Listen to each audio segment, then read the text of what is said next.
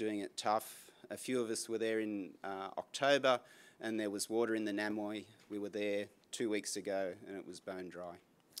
So our community friends in Walgett are really pleased that you're putting this on.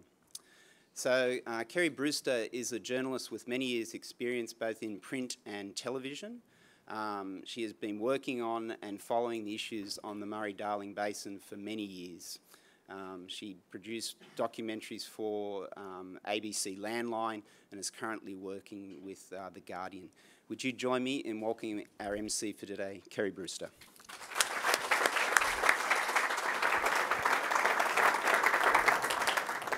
Thanks very much, Greg. So welcome to this forum on the critical state of the Darling River and, importantly, what can be done about it.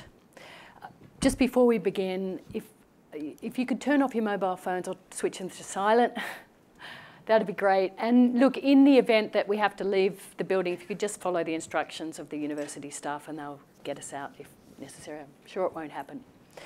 So, let's go to the dead fish. Millions of them in the Menindee Weir Pool. Those images ricocheted around the country earlier in the year. It was a key moment in this story. For these were the pictures that really shocked Australians, the ones that finally cut through. Australians may have heard something about the river being in a bad way or about some water theft upstream. They may have read stories alleging maladministration of the Murray-Darling Basin Plan, of possible corruption, of charges being laid against certain New South Wales and Queensland irrigators. But the dead fish woke everyone up very suddenly to the problem, and the problem is immense. Today, from Walgett all the way to Wentworth, the iconic Darling River is virtually dry, except for a few weir pools and some shrinking toxic ponds. Now, that's around 2,000 river kilometres, and I'm stressing that they are river kilometres, not road kilometres, not how the crow flies, but 2,000 river kilometres. And this is how it's been, say the locals, for a while. So people on the river say that the Darling has been running dry nearly every year since 2012. Ecologists say that the Darling River is dying. They're calling it an environmental catastrophe. One of them, Bill Johnson, says once it's dead, it will not come back. As one Barkindji woman at Menindee put it to me recently, the river is flatlining. Isn't it obvious that you can't have a Murray-Darling Basin if you don't have the Darling? Now, some will argue that this is all about the drought, and yes, drought is a factor, obviously. But remember that aerial photos taken only a few weeks ago by Federal Senator Rex Patrick show full private dams and storages on properties close to the New South Wales and Queensland border. And those storages are being used, the water's being used. But at the time of the photographs, for sure, they were holding huge volumes of water that otherwise would have gotten downstream. The photos, one of which was published by Guardian Australia, show a fraction of the private dams across the Northern Basin. The massive Cubby Station Dam is empty right now, but plenty of other dams aren't. And whether it's last year's water allocation or this year's water allocation seems to be irrelevant. The point is there is water in the system and it's being put to productive use in the north. But there's virtually none in the river south of Walgett, all the way to Wentworth where it meets the Murray. So today we'll hear from key witnesses to this unfolding tragedy, the people of the river who have watched this for years, who say they've been ignored by water bureaucrats and politicians. The damning findings of the South Australian Royal Commission have validated a lot of what they've been saying, and that is essentially that their river has been sacrificed in breach of the Water Act, it's asserted, to upstream irrigation. Today we'll hear from experts in the fields of science and policy. They'll help us understand how we got to this bad place and how we might get out of it. And we'll hear from state politicians and candidates on what they plan to do to reverse the damage and save the river. There's an election only a few weeks off, so I think it's time to hear the details on that. There'll be a Q&A to follow, and so some of the major questions that I know you want to ask can be discussed. So let's begin. Now, I'm sorry to begin with an apology. Our first speaker was to be Barkindji Elder Badger Bates. Now, unfortunately, he contacted us late yesterday to say that he was very sorry he couldn't make it. So I'm sorry too. Indigenous communities are suffering the hardest. And I wanted just to talk a little bit about Wilcannia and Menindee, two places I visited recently. In Wilcannia, I walked along the deep, dry riverbed with some of Badger's granddaughters. They were articulate, they were passionate. They told me of the despair they felt at the loss of their river, in which they used to swim quite regularly. I've since heard, I learnt at the time from the elders there, that they are now surviving on little bottles of water, like that size. Now, they have to drive 2 hours to Broken Hill to buy slabs of water and come back with them, and they use that water not only to drink, but for their cooking. They also talked to me about the animals that are dying all around them, the loss of their food supply. And I learnt today that water is now being donated to these very suffering communities. People from South Australia and New South Wales are driving water in to those communities. I don't think you need to say much more than that. So we'll go to our first speaker now, Alan White. He's a citrus irrigator on the Lower Darling near Pooncarie. His family's been farming there since the 70s and in the area since the 30s. Alan is a member of the South West Water Users, a group representing the Lower Darling and a member organisation of the New South Wales Irrigators Council. Alan has been involved in advocating for the rights of Lower Darling irrigators for more than 30 years. Alan, thank you.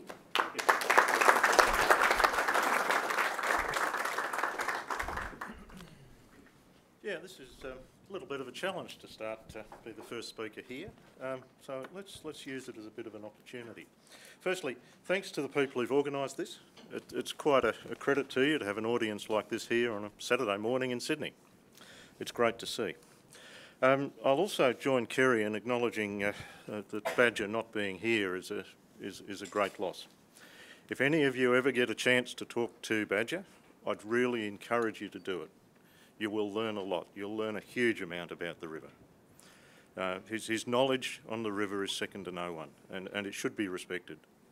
And it's a pity he's not here. Now, we've got a bit of a mess on the river. That's probably a polite description. To get that into context, I might refer to a comment my neighbour made a little while ago. His name's Gerald Burns. I'm sure he won't mind me quoting him here. Gerald's, I think, 95. He's lived on the river all his life, and his parents before him too. He's never seen the river in the mess that it is now. And I'm sure if you asked Badger, you'd get exactly the same answer. So there's a problem out there. Now, it's perhaps a little sad that it took 1 million or 2 dead fish to put it on the radar. But unfortunately, that's, I think, a relevant comment. If someone asks me about what's the cause of the problem, the first comment I'm going to make is there is no one cause, because there is no one problem. Realistically, the mess that's out there now is 40 or 50 years of neglect by everyone. Now, at the moment, all we've got is a blame game where someone will point at, say, someone from Talano sitting there and it's their fault, or someone will point to Adam Kay up there and say it's Cotton's fault. Realistically, we've got to move away from the blame game, and yet that's what's out there now. Now, as I said a few moments ago, I'd suggest everyone is part of the problem. It also means everyone can be part of the solution. And I'm going to suggest that that's what we really should be thinking about. Now, it also, what we are thinking about also does have to fit within the Basin Plan. Now, whether people like the Basin Plan or don't like the Basin Plan, it's there. It's legislation. It's not going to go away. Now, I'm going to suggest just several issues to start with, and I'm sure there'll be more discussion on them later today. And I actually think the discussion will probably be much better value here today than 5 or 10 minutes spruiking by myself as an example. I'm going to suggest that there's a few things that could happen, but firstly, as a fundamental principle, there has to be regional involvement in the decision making. Now that means Badger representing, or colleagues of Badgers with Aboriginal viewpoints, as much as it does me living on the river. To date, it's an unfortunate statement that the regional involvement on what's happening in the bottom half of the river is somewhere between nothing and even less. And that's a very sad comment. In terms of things that are a little more specific, I've just jotted 3 down to start with.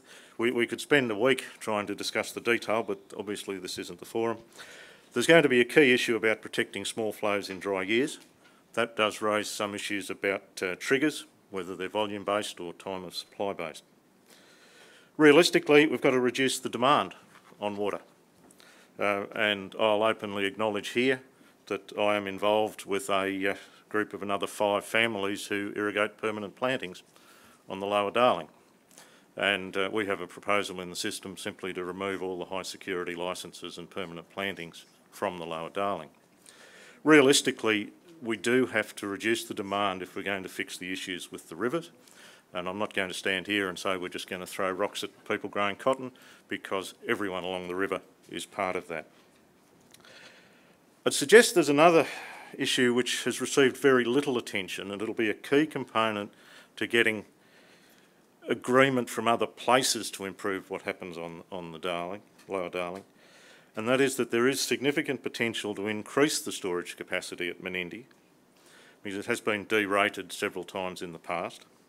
Now that would absolutely require a lot of involvement with Badger Bates and his mates around Menindee. They'd be key people in doing that. And it would involve some works similar to what was done quite successfully on Lake Victoria 25 years ago. Now, I've just put 3 things there as a suggestion. I'm not going to go into any more detail, but I would hope that this morning and this afternoon, when you get into this afternoon, we think about what we do to get to fix the, well, we probably won't fix the problem, improve the state of the river. And I'd also suggest there's not a lot of role for finger pointing in that exercise.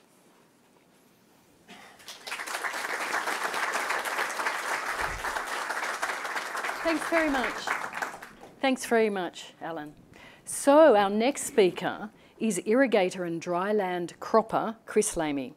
Chris has properties on the McIntyre River, which feeds into the Barwon, which then feeds into the Darling. So he's up north.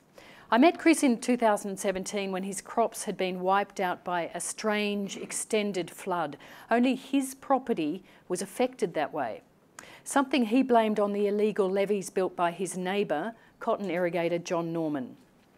After a long and separate Queensland police investigation, John Norman was charged late last year with serious fraud over the alleged misuse of more than 20 million Murray-Darling Basin dollars that had been given to him under the plan. His trial begins this year. Now, back to Chris. Chris feels very strongly about the effects of upstream irrigation on the Darling River, and he'll talk to you now about that.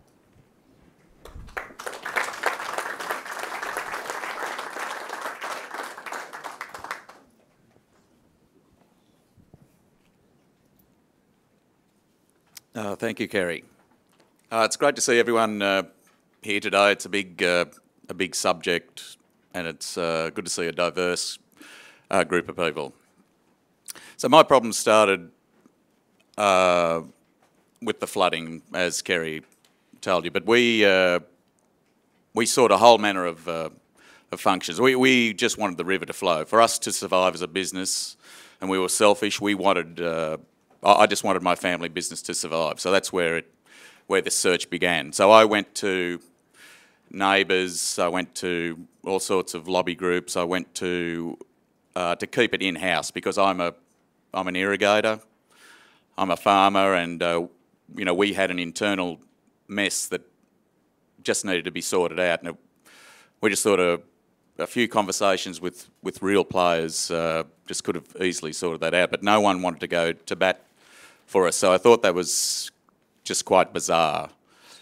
So then we stepped through the government process, and it turns out that all these earthworks were being really heavily protected. So along those lines, we still just wanted the river to flow, and what I found was the connection in state government had no care for the river. There was no environmental care. They didn't see the problem as we did. We saw our floodplain as part of the Murray-Darling Basin, where the Queensland state government just saw it as the bottom of their state, and it was as if New South Wales didn't exist. So what I've learnt, and what the South Australian Royal Commission learnt, was that the basin should be controlled by a federal body. There's too much contradiction in the flow of water to be held by little states with their own axe to grind. So that's the biggest problem I found, and that's what I was looking for was in these low flows, protection of the river. And to me, the communities were coming first to me. I mean, everyone's got their own opinion. It might be environment, it might be stock and domestic, it might be irrigation, it might be just recreation. But none of that was taken into account when it's only segregated by state. I mean, I tried to clear creeks. There were creeks just blocked with earthworks in my area, and a solution was to work with the grower who would block the creek between two big developments and put a 600mm pipe, like a culvert-style pipe, underneath your driveway. And this is a creek that should have been flowing 1,000 megalitres per day in flood times. It was choked down to this pipe being 35 megalitres. So we're talking, you know, 1/3% of the natural flow. And this is in 2017. So that just kept on expanding out, where the Queensland government were not protecting the flows of the river. And my earthworks are not to be removed, and I'm being told nothing has been changed since September 2000. So I really don't have a leg to stand on. So my family business, I think, is destroyed forever unless I go back to where I began for the individual conversation. So I can do that, but at least I can see the person who's hitting me. If you live in New South Wales, you don't know who's interfering with the water. You don't know that Queensland are running the rivers like this. If you live in Brisbane or Sydney, you don't know that there's people out there who can just block creeks off and waterways, tamper with rivers. Even the government, the Queensland government's providing these. In the 80s, they provided these weir licences where you're allowed to put your own personal weir across a river, and you can take that flow. And it's all sorts of different little licences all over Queensland. To me, it's just like building a house out of asbestos now. You know, in the 1980s, we were, you know, late 70s, we got onto asbestos, and there's still people, you know, dying from that disease now. So we've made poor choices. Governments have given poor water licences. They're still managing the floodplains incorrectly. We have the science, but they're still pushing it down the wrong line. And I just think in an election year like this, there can be ways that the federal government can pressure the states to sort this out. And I think that's what's good about seeing a diverse group here today. We could vote in independents in any electorate. It doesn't matter whether it's a Sydney electorate or a Western New South Wales or Northern New South Wales, or it could be a West Australian, to get a federal independent who cares about water, cares about the environment, where they can toe the party line, how the government wants to run us as a normal country, and then when it comes to water, absolutely stand solid. So it might be they can't control the water, the management, but they can push. Maybe you can push levies onto certain points. You know, fees for taking overland flow. At the moment, there's no fees on these flows. They're very minimal. And it's the body of the basin. So I'd like to see, you know, the Aboriginal people say they take what they need and they let the rest go. But if you're not paying for the water, why would you let anything go? You can hold it for whatever you want now, you can hold it for next year, you can hold 3 years. But that's something I think we need to work on, and the states are giving those licences out now. You know, it's all legal, but if you were given petrol for free, why would you ever fly anywhere? You would just drive that car until it couldn't drive anymore. So that's part of the psychology of this floodplain harvesting, and it's the big number I'd really like to see hit. And also in this state election coming up, that could be a platform for one of our independents to think along those lines. It's not sealed and delivered yet, but I call it's like running a shop where you don't have to pay for your store. You don't have to pay for your goods on the shelf. You can beat anyone. You're so competitive because you don't pay anything for water. So if there was a fee, you would cherish that resource. So they're the sort of things I've found. I found there was no help, and having water tied in with ag was very dangerous. In Queensland, water is tied in with mining. So you're dealing with the same guys looking after Adani coal mine are giving out floodplain harvesting licences. In the federal, it's you know, David Littleproud. He's not giving the water harvesting licences out, but he doesn't want to have a conversation because all the dams that have been filled by the summer rain that Rex Patrick filmed and Sarah Hanson-Young looked at, these are triggers. These are events in his own electorate, and I wrote to him and asked, you know, what is the trigger? Why can't we just shut extraction off until towns are saved? Walgett, Brewarrina, Collarenebri, Burke, the list goes on. The river's got to start running from somewhere. So why don't we just say, what is the trigger? If people are in trouble, let's just put all the tools down until the river is, you know, it's smarter people than me need to make this trigger, but that's what we need. At the moment, there is no trigger. You know, in California, they've just been through a 6-year drought. You know, who's to say the drought will end here tomorrow or next year or next season? No one knows when the drought will end. We've already missed these flows in the river that could have helped Walgett, could have even made to Brewarrina by now. There were big falls on the Weir River in the catchment, big falls at Dalby, 10 inches of rain, which made the news, but those floods never made it down the river into New South Wales. They were caught by these weirs. So, you know, it's something for our politicians, but that's what I'd love to see. A trigger where towns are saved, because I like people, and that's my main thing, and we've all got our own axe to grind. But that's what I would like to see, a trigger to let just hands off the river. Thank you.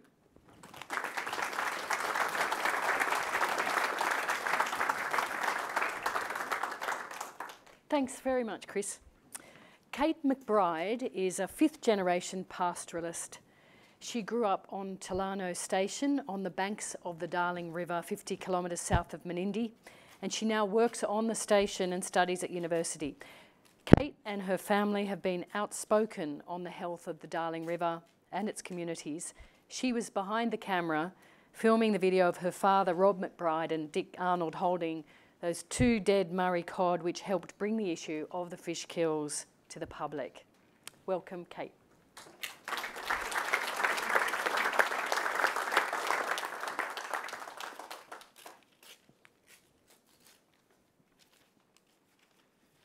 So thank you, Kerry.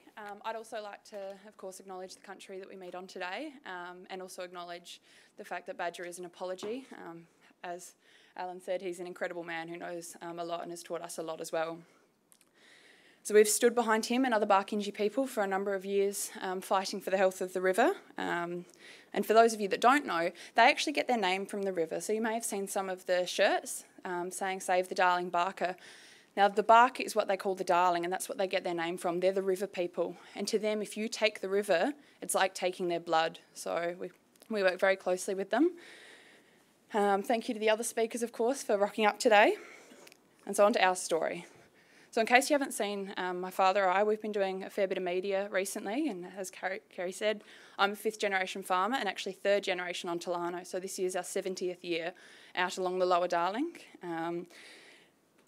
So some people see that area as a bit of a desert, but for those that actually open their eyes, there's a real certain magic that's out there. It's an incredible place, and the Menindee Lakes are like an oasis in the middle of very dry land when they're full, and that's what makes it really hard to see them dry, and also the Lower Darling suffering and the rest of the Darling suffering. So my fight began in about 2015. So until then, I'd seen the decline of the health of the river, but it was then when we actually had a completely dry river in front of our place. Now, I just thought the river was always going to be there because it had in the past, and I had some learning to do, that was for sure. We actually had 8.5 months of absolutely no river because our lakes were drained, among other issues. And then what happened is water came down, and our lakes were near capacity again. They were at about 80-something% capacity, and they were actually drained for a second time. So that's twice within 4 years. Now, we're on the Lower Darling, which means that it's a regulated system, and it means that once that water's gone, that's what we rely on. So right now we've got some block banks, and so we've actually got a little bit of water, but flows have ceased coming down the Lower Darling, and so within about 3 or 4 months we're going to be completely dry again.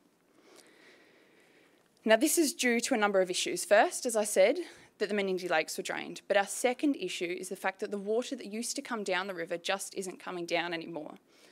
So the Darling used to supply about 40% of the water into the Murray, which of course went down to South Australia.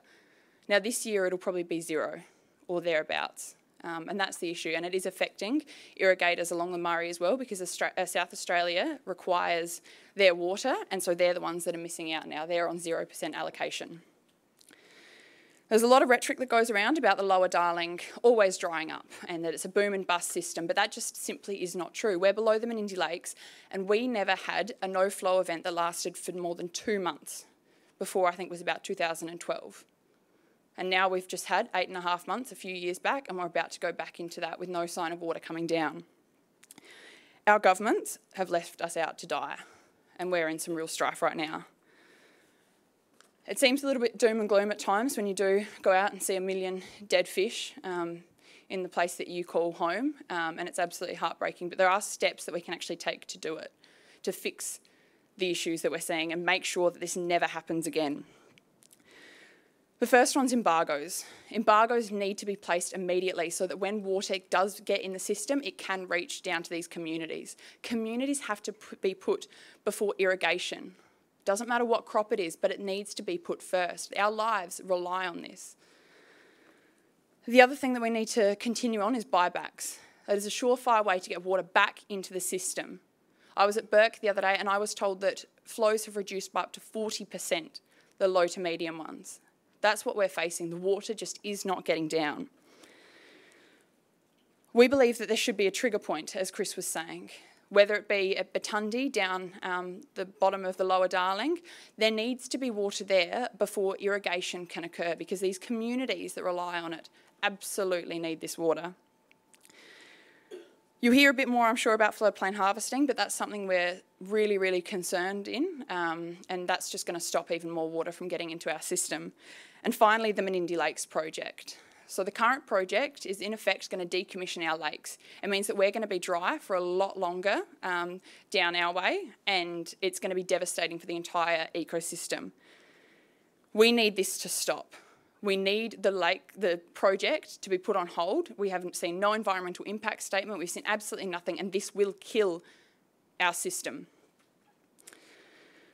I get attacks from people sometimes saying I speak with too much emotion, but when you see your homeland dying, It is absolutely heartbreaking. These people, I think, need to come out and see 1 million dead fish in front of their doorstep and speak to the people that are living off these bottled waters, that have seen the river decline their entire life. Because I have, and I'm only 20. I have a great connection to the land, just as many Barkindji people have an even greater one. And that includes the river that sustains it. And so for me, I do speak with emotion because it's my home. So we've seen these fish kills, and we've only got about 4 months left of water, and then we're back to a dry riverbed. We're in big strife, and we need people to get behind us, and it's incredible to see so many of you turn out today. Just please don't forget us. Get onto your politicians. Tell them that we need embargoes and we need to save the Darling. We can't run a sustainable enterprise on a dead river, and there's no jobs on a dead river, and the communities are dying there. So thank you all for rocking up.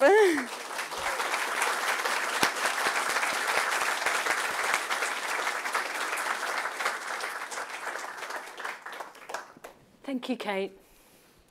So, as I mentioned earlier, today we'll be hearing from some experts and in the fields of science and policy.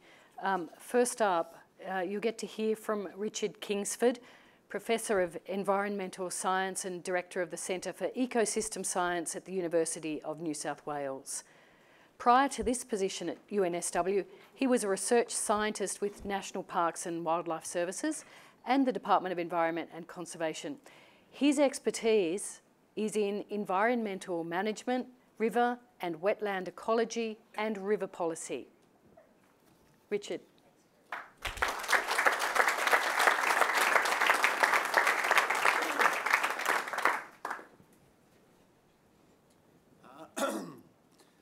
Thanks very much, Kerry, and thanks to the McBrides for organising this and inviting me along. And I also pay my respects to elders past and present, and particularly to Badger, who I was with earlier in the week when we launched our Academy of Science assessment of the fish kills. So I guess I want to really sort of give you the presentation of what we think's happened to this river. I guess the first thing we did was think about what happened with the fish kills, and now there are a number of different reports. I'm happy if you guys want to come out and sort of, or you get sore necks. And I guess we've had the Department of Primary Industries, we've had our Academy of Science, and we've had the government independent panel that released its report on Thursday. And pretty much everybody has fingered the same sort of thing. Low and no flow conditions result in big amounts of blue-green algae. There was a temperature drop, the death of the blue-green algae, low oxygen, mixing of low oxygen water with high oxygen water means you don't have enough water in the river for these fish, and that's why we've seen these massive fish kills. But I guess the issue is really about what's happened to this river, and our Academy of Science delivered our report on Monday, and I guess what I wanted to do was talk a little bit about what happens in this river. Only about 1.2% of the flows in the Darling are actually in the Darling. Most of them are coming from the tributaries coming off the Great Dividing Range. So we're talking about the Macquarie, the Namoy, the Border Rivers, the Gwydir. And those are the percentages of flow that are coming in from those rivers that contribute to the flow that gets down to Menindee Lakes. And the other thing people often forget here is that there are lots of really important wetland systems and rivers in between. So this figure on the right has the floodplain systems in those northern basins and right across the Murray-Darling. And those are the areas that are also being severely affected by the way we're managing this river. I've just identified Wilcannia there because what I'm going to show you is some analysis of flows at Wilcannia. I do talk a little bit about Burke, but mainly about Wilcannia. So one of the things to think about here is what's happened to this river and over what time frame. It's not about looking at what's happened this particular year. Rivers have a memory. They essentially reflect what's happened, particularly in the last 5 or 10 years, but at a very longer time scale, what's been happening over 50 years. So if you look at what's happened in those tributaries since 1960, the first dam was built, Lake Keepit on the Namoi, in the 1960s. Those colours are different catchments, but essentially you saw this very large increase in the ability for government dams to capture water that would eventually go into the Darling and those floodplains, stopping in about the early 90s. The other part of this story, which is about floodplain harvesting, where we don't really know how much water is being diverted from floodplain harvesting. The MDBA says that something between 21% and I think 50% of water is not metered in terms of floodplain harvesting. You do have some idea of what's going on if you look at the amount of storage in each of the catchments. And there's really only one measure that I'm aware of in 2008, which is a long column there.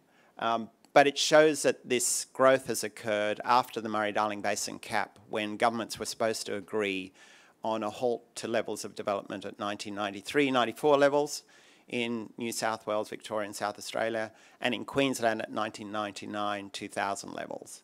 The question is how much water is being taken out. We've seen on 2018 in the Guida and the Border Rivers assessment for New South Wales, there's been increased growth in terms of the ability to take water in those catchments. And finally, you can look at diversions that have occurred out of this river system. We don't really know. We haven't been reporting diversions before about 1998. The Murray-Darling Basin Authority doesn't have that data. And there are issues, obviously, about how much water we actually know is going out of this river. There are big questions about how much are we actually diverting, particularly in terms of floodplains. And some of this is model data, and there are issues around some of the models and their ability to report some of these uncertainties. So what I wanted to do was just show you what's happened to this river, and I've used real data here. I haven't used model data. I've used actual flow data. You will see in the Murray-Darling Basin Authority information that they generally use model data. Now, there's some issues around model data, one of which is, and they freely admit this, they do not model low flows very well, and they do not model high flows very well, which is understandable because essentially the gauges are in the middle of the river, the main channel of the river. They don't tell you what's happening outside the river. So you get a biased view. And we published a paper showing that the modelling used underestimates impacts at low and high flows. So if you look at before 1960 to 2008, when there's a lot of development, and in the recovery phase when the basin plan was in effect. This is annual flows at Wilcannia, and you can see there's a pretty flat line between around 1900s and 1960 when we started to develop this river. And then we've seen this decrease as we took more and more water out of the river, and even a potential decrease in more recent years. Around about half the volume, annual volume, is now taken out of this river, 46.7% reduction. And one of the reasons, actually, that there's a little bit more water getting to Wilcannia is because the Paroo puts water into the river, whereas you actually get even bigger impact at Bourke. If you look at what's happened across the different types of flows, so here you've got a cross-section of a channel with the bottom cease to flow to overbank flows on the right here. And essentially, when you look at what's happened to the real data and the number of days that have occurred, these lines show you the trend. So the lines in cease to flow have been going up, so the number of days of cease to flow at Wilcannia have been going up. Very low flows have been going up, and low flows, and then you start to get the declines in large freshers and overbank flows.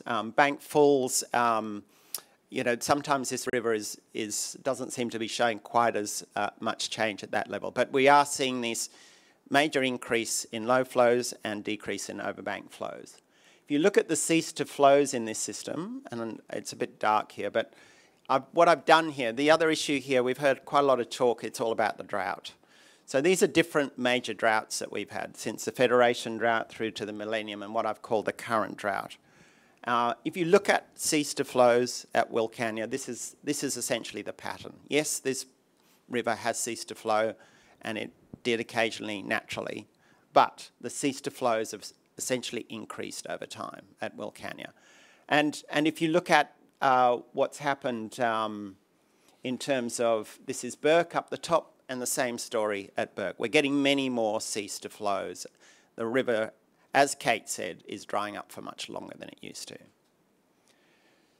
Now, a lot of talk about, well, this is about the drought and it's about long-term decrease in rainfall. Well, it's not. So we've done an analysis of the rainfall over the last 100 years in the Academy of Science report, and it essentially shows, yes, it's very variable, and yes, we do have droughts, but there's no long-term trend.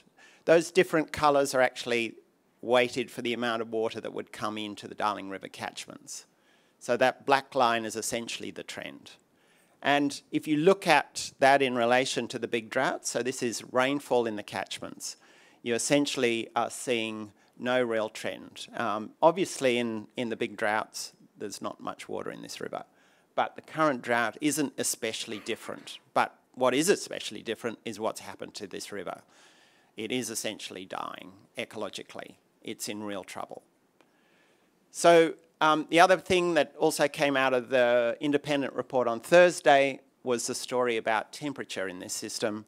And this is across Australia, and they used an annual number of days of extreme daily mean temperature above the 99th percentile. This was the only thing they said that had really changed. They didn't talk about rainfall.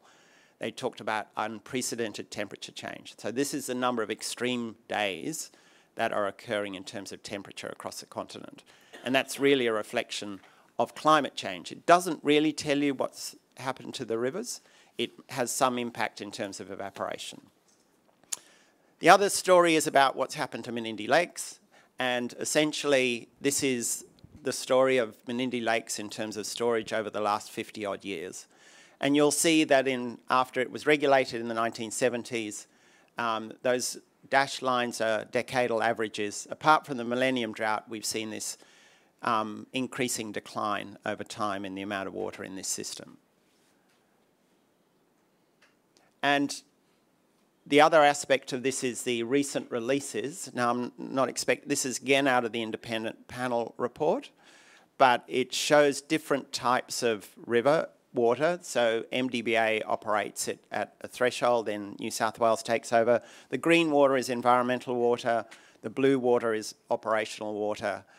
You can find this in the independent report. The key thing here to realise is that Menindee Lakes is being managed under an agreement which was struck 50 years ago and is still being managed that way. The Murray-Darling Basin Authority manages Menindee Lakes as efficiently, inverted commas, as it can, which means it uses the water as a preference from Menindee Lakes to satisfy South Australia because it doesn't want to lose any water. And it finds it loses, inverted commas, more water from Menindee than it does at Dartmouth and Hume. And that is the primary driver which underpins this agreement. The other aspect of this, obviously, is that when New South Wales starts to manage this, then it does so for requirements downstream, including the permanent plantings on the Lower Darling. So I guess one of the things that we came up with is that we think there should be a restoration project for Menindee Lakes. This is what it used to look like. There's an old picture of what Menindee Lake used to look like with vegetation right across it. It would be possible to get potentially back to that if you reinstated flooding and drying patterns. At the moment, there are a number of block channels and ways that it's regulated. The efficiency project, as Kate mentioned, will dry the system up. There is very little analysis of the impacts of that. We've got a national park in the middle of this system, and we don't hear anything from the Environment Agency in New South Wales about this. And yet this is going to cause huge damage to that national park. Interestingly, that national park, which has Menindee Lakes and part of, Lake Corndilla and part of Menindee Lake, they only get opportunity to manage that national park on those lake beds when those lakes are dry. So most of the other time it's primarily the Water Agency in New South Wales that determines what happens. So fundamentally, reinstate natural and wetting periods. Our environment agencies need to roll up their sleeves and actually get in here and start talking about what's happening to this system. We haven't heard anything from them about it, or our ministers for that matter. And then there are inevitably going to be reductions in the amount of water savings that governments want, so that'll mean changes to SDL adjustments, and we need improved consultation. So just to come to the recommendations out of our panel, we think there needs to be fundamental changes in this river system and the way it's managed. We need more water in it, and we should repeal the Northern Basin amendment, which was 70,000 gigalitres taken off from the river last year in September. We need to think about the efficiency projects and really, are they delivering what we need in this system? We need to improve our legal measures. We need to protect flows down this system, and particularly environment flows that are bought back by taxpayers and are supposed to be for the river, but can be diverted to grow crops currently in some places. And we need to repeal the buyback, because the most efficient way for taxpayers and the least expensive way of dealing with this issue is to buy back water from willing irrigators. And I fundamentally believe we should not be shifting benchmarks all the time. There was an agreement by governments to have a Murray-Darling Basin cap in 1995. We should respect that agreement about levels of development. That means some hard work finding out what those levels were, but we could do that. The government's independent panel, even though it seemed like, I'm not sure if any of you saw David Littleproud's press release on our academy, but it's essentially said that we were doing the work of the Labor Party. I'd say on public record, we had no influence from the Labor Party apart from setting of the terms of reference. But Littleproud was very complimentary about his, or the government's independent panel, which essentially came down with the same recommendations, except with a little bit more monitoring. It's an interim report, so I'm hoping they will look more deeply at what's happening upstream. But they looked at risks of managing these events, supporting barriers, improving fish recruitment. And I think one of the big challenges for them is to look at what's happening upstream to this river system. So finally, I do have one conclusion, and that is the Darling River needs more water. Thank you.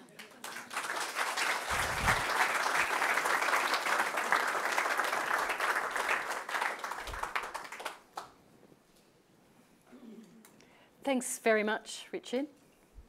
So our next speaker is Mary-Anne Slattery. For many years, as you may already know, Mary-Anne was a senior employee of the Murray-Darling Basin Authority, where she believed she'd be helping the river system get well. That was the plan, right? She left, however, in 2017, disillusioned at how the authority had ignored and manipulated the science, and disgusted by how it had treated the people of the Lower Darling. As senior water researcher for the Australia Institute, she's accused the authority of trying to bury the evidence she had uncovered of upstream water theft. Among numerous examples of wrongdoing she's uncovered at the Institute are some stark examples of government buying back water entitlements from irrigators at highly inflated prices. You might have heard of the brilliant deal Webster got for their Tandao operation at Menindee. Mary-Anne.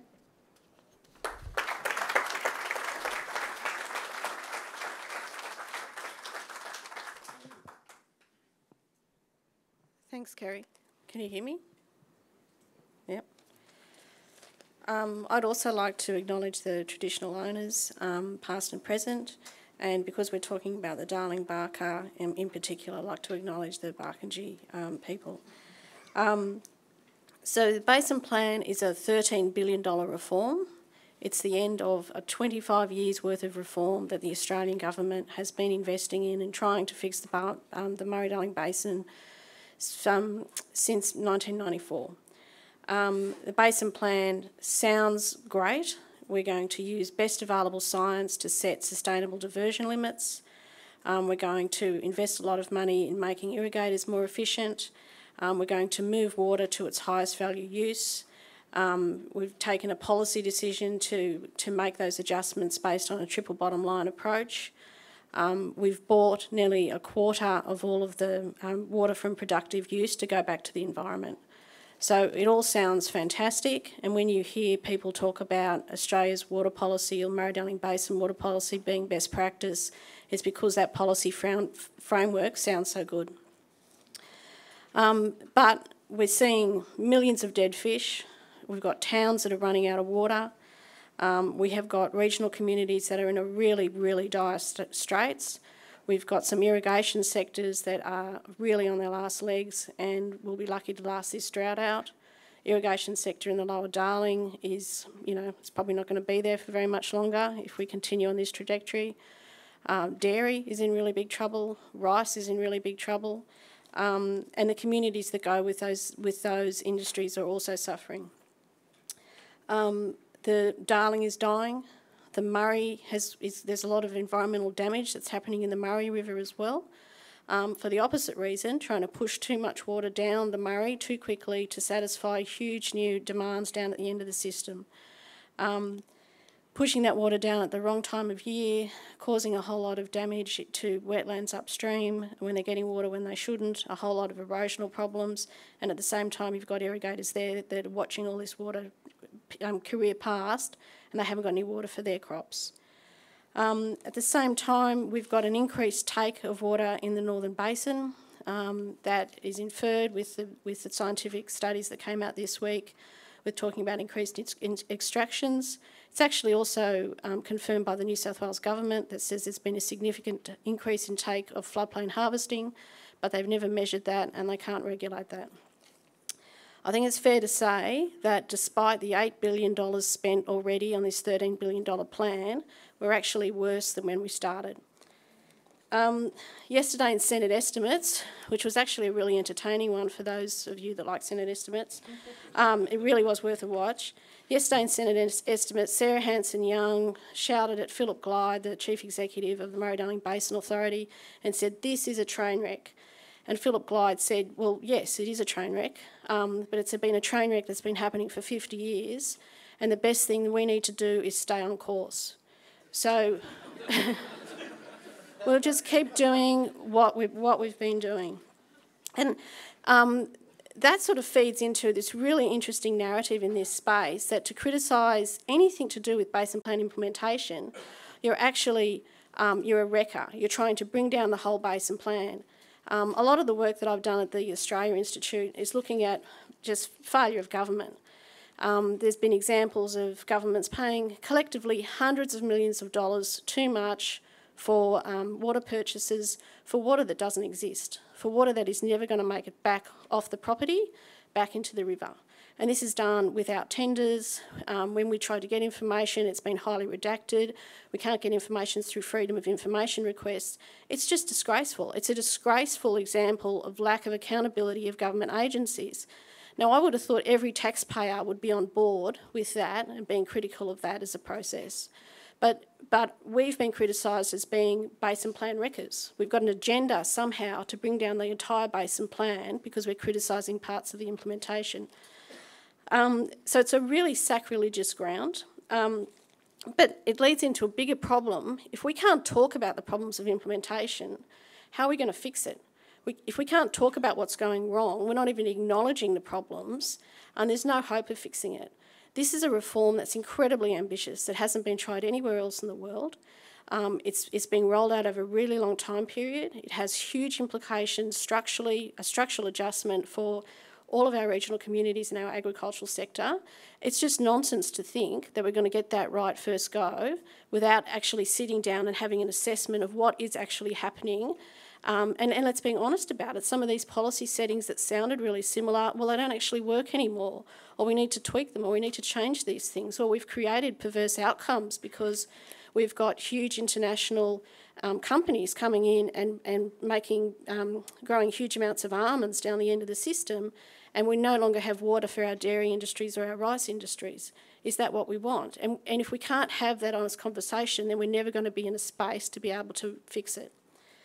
An example of this is the fish inquiry that Richard referred to. So there was 2 fish inquiries, one that was commissioned by Labor, the other that was commissioned by the LNP. David Littleproud, the Water Minister, called his fish inquiry the Fair Dinkum Independent Fish Inquiry. I think Richard's been quite generous in his assessment of it. There was a lot of language in that interim report that was very familiar to me, that has come from the government line, the government narrative. One of the things that the Fair Dinkum Independent Fish Inquiry wanted was suggested more metering, more monitoring, more measuring, just basically a whole lot more data and information. Now that sounds fantastic, sounds like a really great idea, and why didn't we think of it before? We did. We invested $1 billion into water information in 2008. But the reason we're coming back to these same solutions is because government is completely bereft of ideas about how to fix things, so we keep coming back and re-announcing the same things. Just sticking with measuring and metrics, the sorts of things that the government is measuring are things like hydrological indicators, equivalent environmental outcomes, which don't actually have an environment factored into that, sustainable diversion limits, which are neither sustainable or a limit, environmentally sustainable levels of take, and all of these things are assessed through hydrological models that have no transparency, no accountability. It really is the black arts. When we think about what communities want, and every community person you talk to, doesn't matter whether they're an irrigator or Aboriginal person or there for the environment or a grazier, I hear the same message all the time. It's, we're a 3rd or 4th generation farmer. We want to be here, make sure our farm's here for the 5th or 6th generation. We want to make sure our community's here. We want to make sure that our kids that go away to university have got a community to come back to. We use the river to sustain us for water and washing, but we also use it for fishing and swimming and yabbies. Everyone mentions yabbies. So there's a real mismatch between what government is measuring and evaluating and what communities are measuring and evaluating. And that's to be expected, and that would be okay if it's working, but it's not working. And because we have this mismatch and it's not working, we get into a space where we've just got propaganda and lack of transparency, because governments have to keep lying because they can't tell the truth. The Royal Commission report that came out a couple of weeks ago mentioned secretive in relation to MGBA 27 times. I think that was the highest referenced thing out of the whole report. My favourite quote is that the Murray-Darling Basin Authority succeeded in giving the word transparency an Orwellian twist. So we're $8 billion into a $13 billion reform, and the problem is worse than we started, and we can't talk about the problems. So I think all that means is we need new solutions. It's very convenient to politicians, particularly on either end of the spectrum, to polarise constituents and to polarise the narrative. And I think we should not be accepting the narrative that's been framed for us. And so that's irrigators versus environment, that's upstream versus downstream, that's state versus state. If I write a report that's critical of the New South Wales floodplain harvesting policy and monitoring policy, which is laughable and non-existent, if you want to have a laugh, go and have a read of that policy. It is just a disgrace. I get blamed for being critical of cotton industry or of farmers.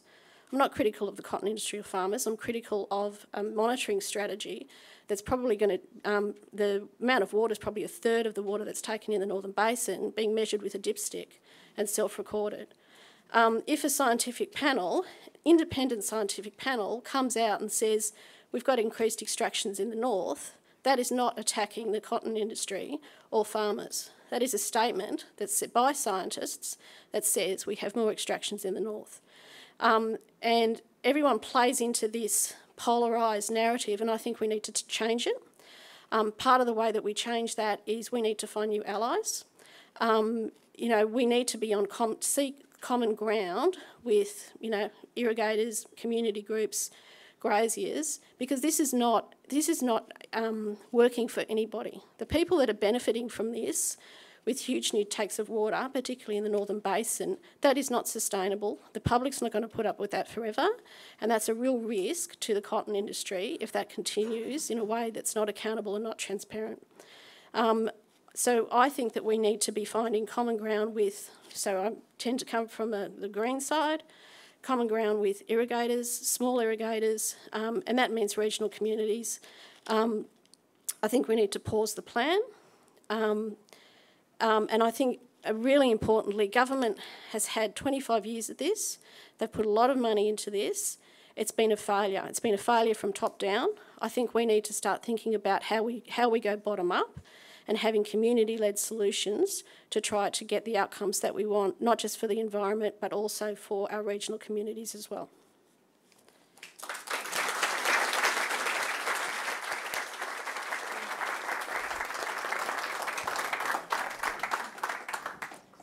Thanks very much, Marianne.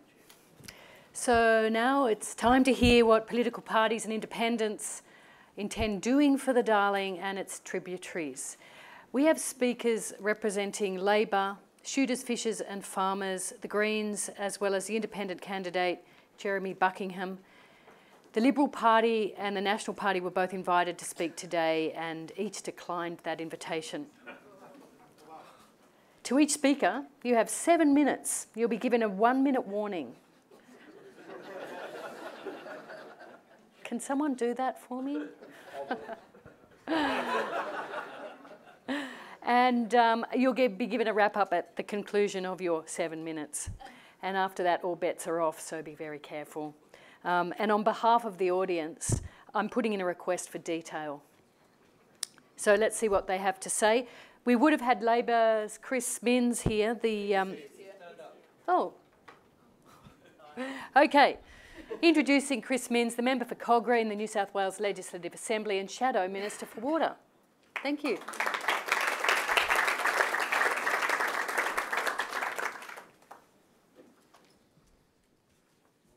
Well, thank you everyone. Thanks for having me today, and thank you to the organisers for this event.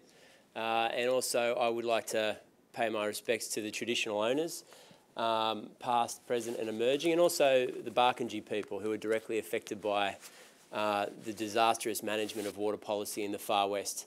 And I see a lot of friends here, the McBrides, Rob and Kate and Kat and James and Michael and Marianne Slattery and people that have really fought hard on behalf of the river for a very long period of time.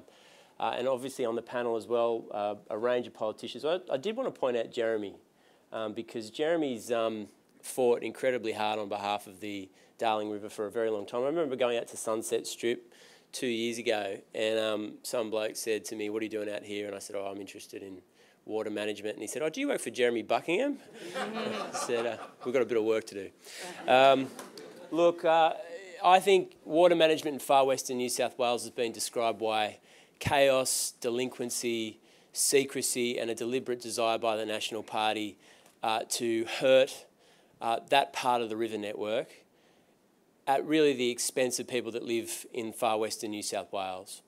And the real cruel irony of all of this is that the people that have been most directly affected by these changes are National Party supporters.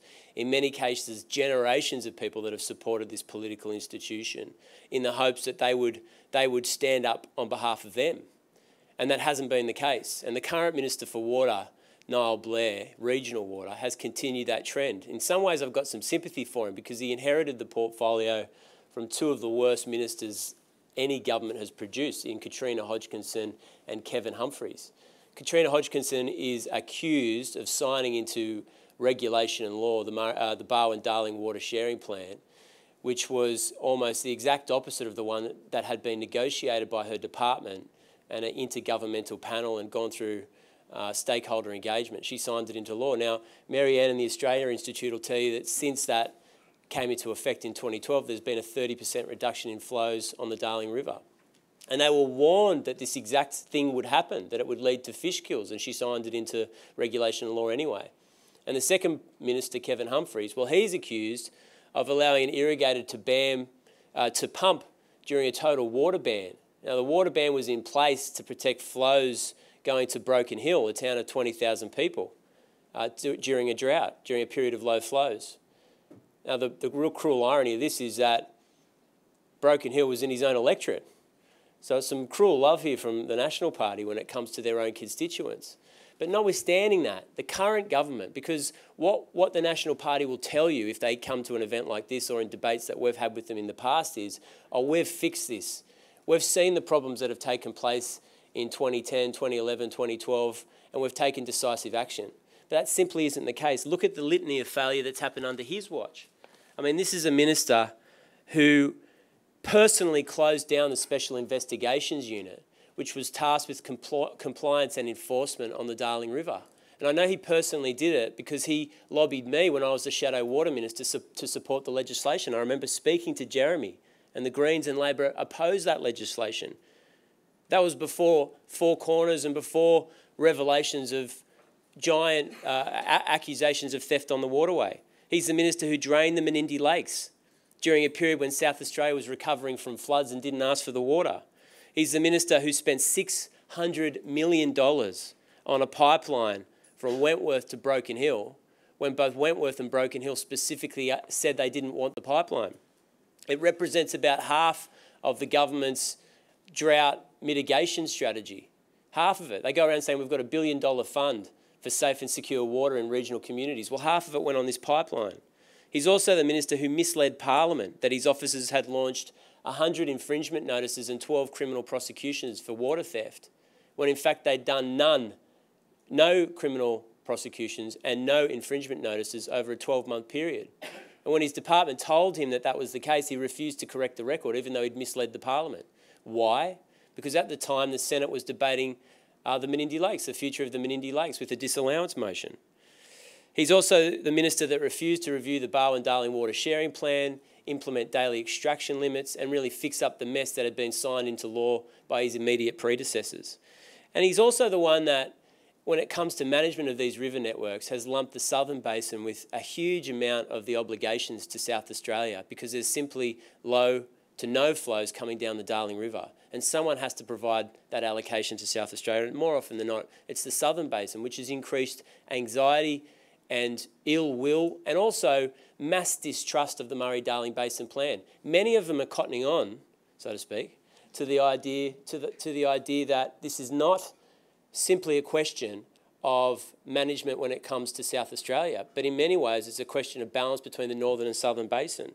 So we need balance in water management. We don't believe that we're getting it. Labor has announced a special commission of inquiry into the Murray-Darling Basin Plan. We'll look at the 2012 water sharing plan in the Barwon-Darling. We'll look at floodplain harvesting and the impact on irrigation, on the environment, on the Indigenous communities. And we'll ensure that there are individual daily extraction limits put on these waterways so that low and medium flows can come down the Darling River network. Most crucially, we have announced that we will not go ahead with the decommissioning of the Menindee Lakes. That project is off the agenda. I have defended that in far western New South Wales, up the Darling River, and last week in Griffith. We will not decommission the Menindee Lakes. That sustainable diversion limit proposal is off the agenda under a Labor government. Look, at the end of the day, we can't have a situation where children, Indigenous children, are being admitted to hospital with crippling skin infections because they've done what generations before them have done, and that's go for a swim in the Darling River. We can't have a situation where, in a routine way, there's millions of fish that are killed in this important wetland, this important river network. And we have to have a situation where, when billions of dollars of taxpayer funds are spent on something, there is not secrecy and complicity from government, that your money, taxpayer money, is shown to where it's being spent and the impact and the benefits that have arisen from it. Ultimately, the government, the National Party, are promising 4 more years like the last 8 years. We believe we need change, and the Labor Party will bring change when it comes to river management in far western New South Wales.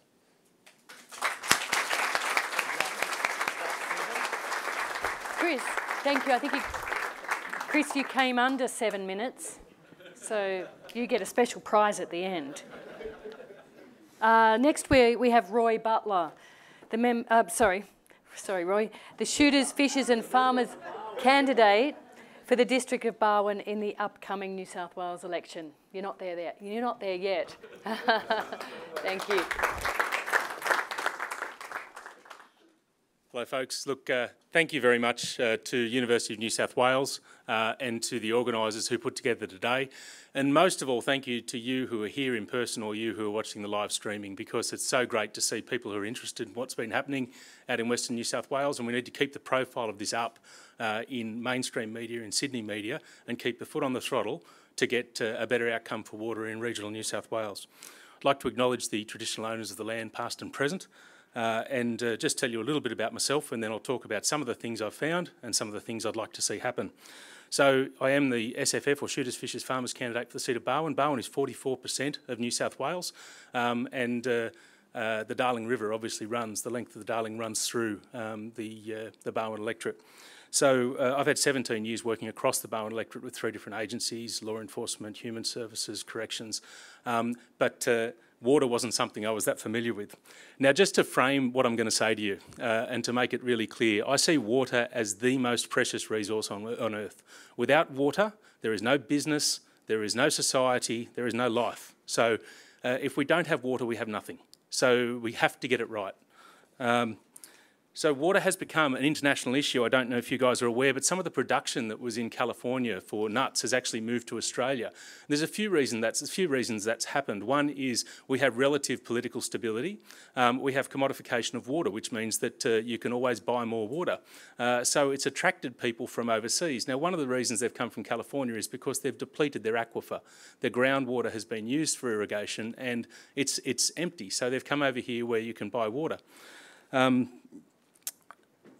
I'm really good at my job. My job as a region manager of a state government department, I'm really good at. What I didn't understand was water. So what I had to do was surround myself with experts, people who understood water, river ecologists, scientists and the like, to try and get my head around it.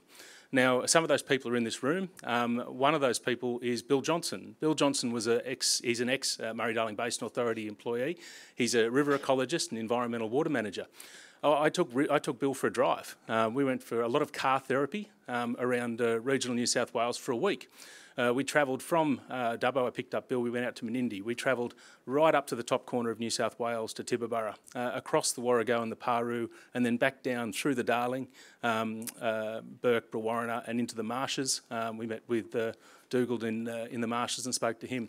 So I've been trying to get a really rounded view and understanding from irrigators, from graziers, riparian graziers, communities about water and how the river works and how it affects people.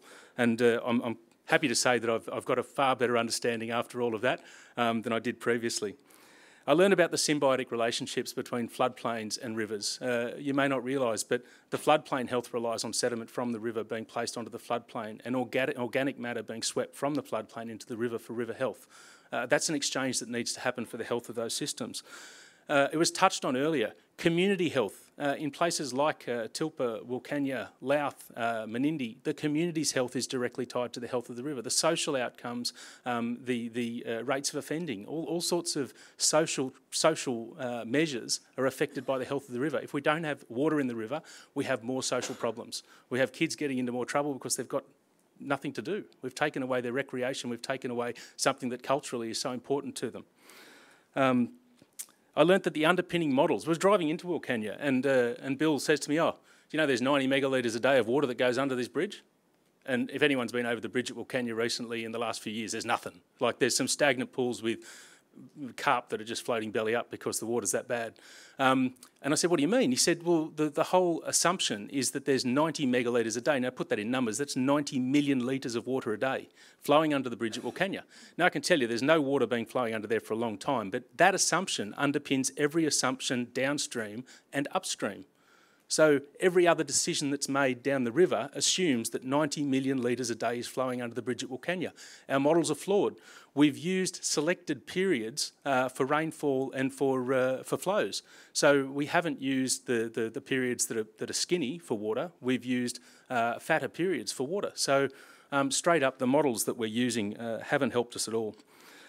Stunningly, this is one of the biggest revelations, and you should all have your jaws hit the ground. We don't even know how much water's involved.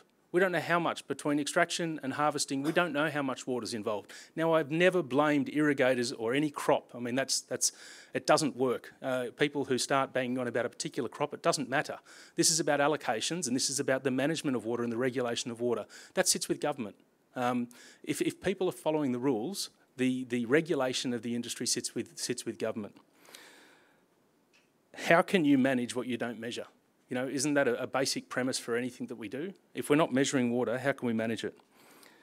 The system that allows our rivers to go into debt, I don't know if you guys are aware of this, but in years where people can't take their allocations, they're able to bank those allocations, and then in years when there's lots of water, able to take more than a year's allocation. A river should not go into debt. That creates a perverse outcome in terms of flows down the river, and it's certainly not fair for those irrigators who have to pay their full licence fee in years when reliability is compromised. So it's not working for anyone. One thing that I learnt when I was at the Macquarie Marshes, now the Macquarie Marshes has not had a major waterbird breeding event for 8 years. It had something in 2016, but nowhere near what it should have been. Now, the average lifespan of those waterbirds is 8 years. So unless we can get a decent waterbird breeding event in the next few years, we're in a heap of trouble. This is dire stuff. This is the environment, this is communities, and obviously businesses as well. This is, it's going to affect a lot of people and a lot of things we can't undo. We can't pull back. We have a river system with numerous interventions, and a lot of those interventions were implemented to correct previous perverse outcomes. We've tried to rebalance the river with interventions. It's almost like when you get a recipe and you're cooking on the stove and you start throwing random things in, trying to rescue the stew that tastes pretty bad. That's sort of what we've been doing. And now we've got all of these interventions which we can't just go and remove because we've put them in place to try and stave off perverse outcomes that we've created. So that's kind of the problem, framing the problem in terms of where we sit.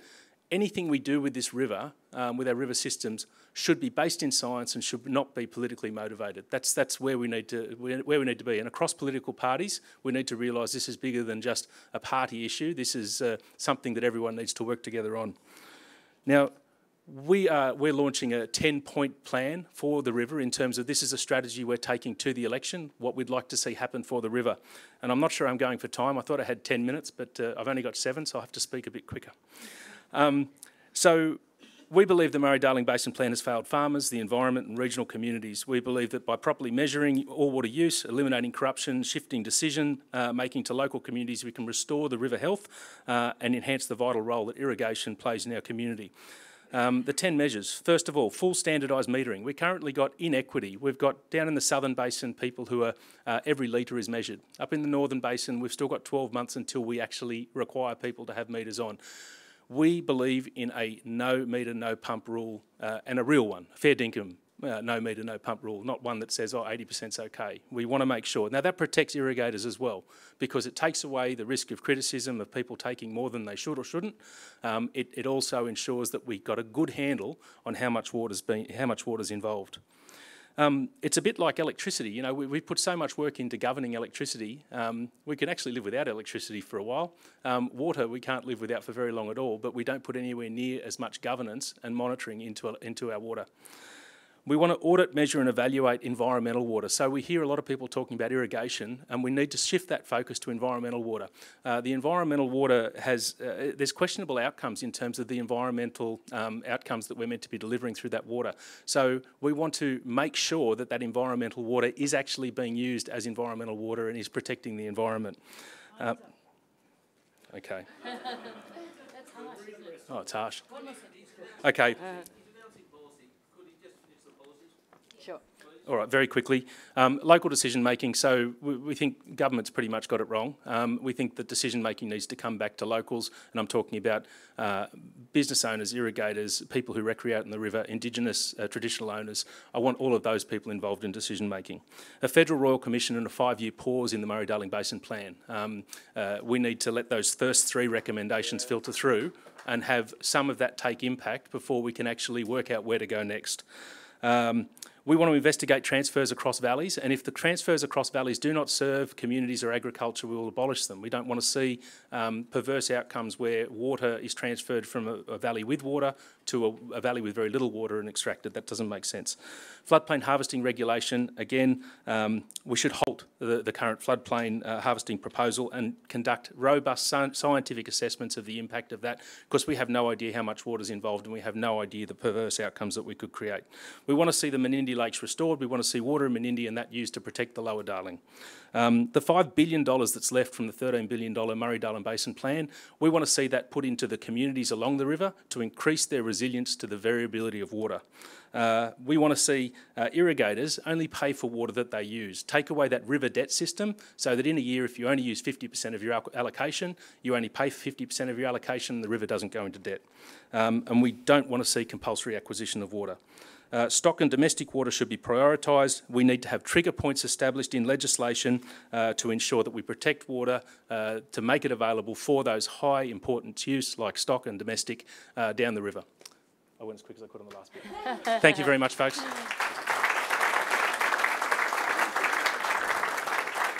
Thank you, Roy. There was some really fast talking at the end there and lots of detail, so thanks very much. Next, we're going to hear from the Greens. David Shoebridge.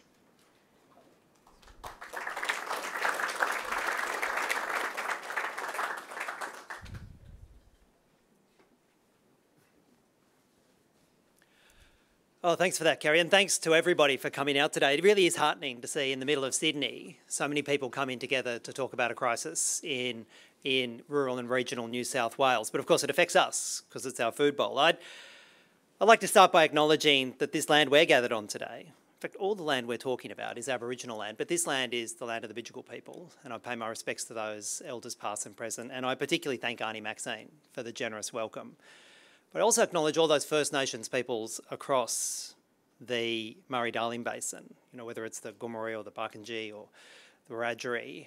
And I acknowledge the 60,000 years of wisdom that they have that we need to tap into if we're going to understand these rivers. And we need to respect and we need to consult from the outside. So it's not a bare acknowledgement, it's a commitment, as I hope I give as a Greens MP, but I hope all of us here give today, to tap into and respect the wisdom of First Nations peoples, to have them as partners and indeed leading the discussion about repairing and improving these rivers. And I do also acknowledge we have representatives from the Dharrawa Elders Group and the crisis that's facing particularly First Nations peoples up on those rivers. Well, I was up there at Walgett up and seeing what's happening on the Namoi and the Bowen rivers. And they're not rivers, they're disconnected pools.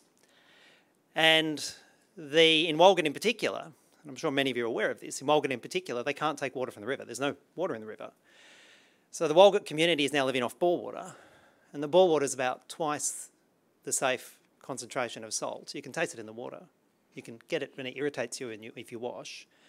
And the advice from their government, from our government, to the people of Walgett, overwhelmingly an Aboriginal community, the advice that the New South Wales Department of Health gave was put some cordial in the water, maybe some chopped fruit, and try and disguise the flavour. Shameful stuff, shameful stuff. And the council there is opposing efforts that, you know, even the state government has suggested, and I strongly endorse, about putting a desal plant there. The council is just not getting on board. There's a series of governmental failures that are leading to real human suffering, and I'd say that suffering is especially felt amongst First Nations people. So how do we get here? How do we get to this appalling crisis? Well, it's not the weather. I think we can all agree on that.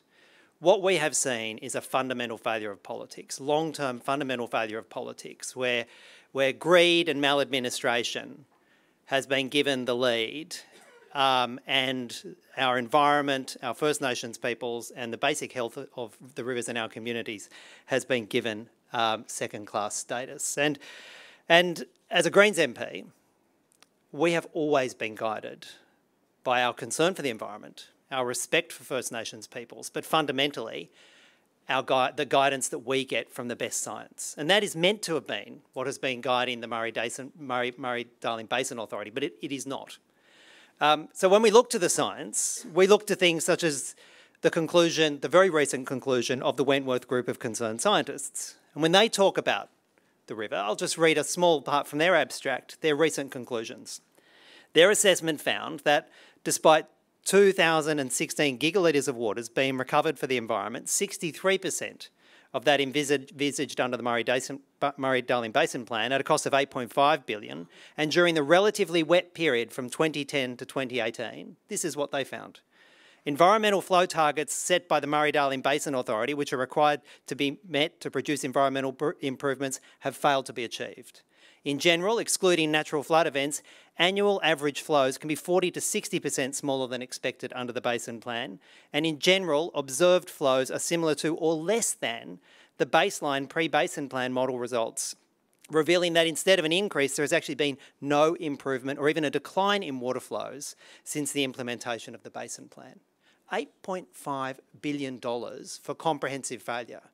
You'd have to wonder what the $8.5 billion has been for, if not to provide a massive flow of public funds to a key National Party constituency, which is the irrigators in much of rural and regional New South Wales. A gross public failure. We'd also, we heard from Richard, and I'm grateful for all the work that Richard and his colleagues have done, about what caused the recent fish kills. And you'll have the minister stand up in New South Wales and say, oh, it was deoxygenated water, there was a problem, it was a 24-hour problem, fish died. Yes, it was deoxygenated water that killed the fish. We know that. What caused the deoxygenated water is the question that politicians need to be addressing, and we know the answer to that because we've read what Richard and his colleagues have said, and it's there in black and white. The conditions leading to this event, the mass fish kills, the conditions leading to this event are an interaction between a severe but not unprecedented drought and, more significantly, excess upstream diversion of water for irrigation. Prior releases of water from the Menindee Lakes contributed to a lack of local reserves. And he says further, the root cause of the fish kills is that there is not enough water in the Darling system to avoid catastrophic decline of condition through dry periods. That's it. Why aren't the balance of politicians in New South Wales reading this science? Why aren't they looking at this and demanding that this be the baseline on which policy is set for the river? As a lawyer, perhaps I've appreciated the work of Brett Walker and his Royal Commission more than others. And I don't know if any of you have read Brett's language. It's kind of flowery legal language, but he's a very articulate man. And his Royal Commission report made it very clear that the Water Act of 2007 sets out that the environmental flows must be the baseline. And he debunks this argument of a triple bottom line, where the environment and the water flows are seen as just one of a series of concerns. And I commend him for the eloquence with which he's attacked that. And he points out that a good act in 2007 has been bastardised by politics, where politicians have been setting the parameters for the debate, and the Murray-Darling Basin Authority has been following the politicians' policy settings, not following the science. So what do we need? Well, my colleague federally, Sarah Hanson-Young, has tabled the bill for the Federal Royal Commission, and we commend that, and we hope finally we can see Labor and the balance of parties in the federal parliament coming in and backing a Royal Commission into this. We also need the new. I think we can all agree that a federal Royal Commission is essential because the South Australian Royal Commission hit all these barriers. We need the New South Wales Parliament to also pass a set of laws that refers all of the New South Wales Royal Commission powers to a federal Royal Commission as well, so that we don't have this argument about what papers can be dragged out by a Royal Commission, as we saw in South Australia. We need a fundamental commitment as well to return water to the river. And we can't simply wait for the outcome of a Royal Commission because the river is dying, the communities are dying, and we need that commitment now to get out there, put some more police on the beat in the regions, fundamentally commit the New South Wales government not to fighting efforts to put more water in the river, but to fighting efforts to make sure the Water Act is complied with and the environmental flows are put in place. And we need to do this in partnership with First Nations peoples. Because I said at the outset, they've managed this river for 60,000 years as a sustainable ecosystem. They have gifted to us this amazing offer to sit with us in partnership and share their knowledge with us. And instead, First Nations peoples have been marginalised in this debate. Well, I think it's time that politics changed. I think it's time we had the Federal Royal Commission. And if we can't get the numbers for a Federal Royal Commission, well, then you should demand of all your politicians in New South Wales that we immediately establish a State Royal Commission after this upcoming election. That should be non-negotiable because the river's in crisis. Politics has failed. Greed has won out. And it's about time that changed. Thanks very much.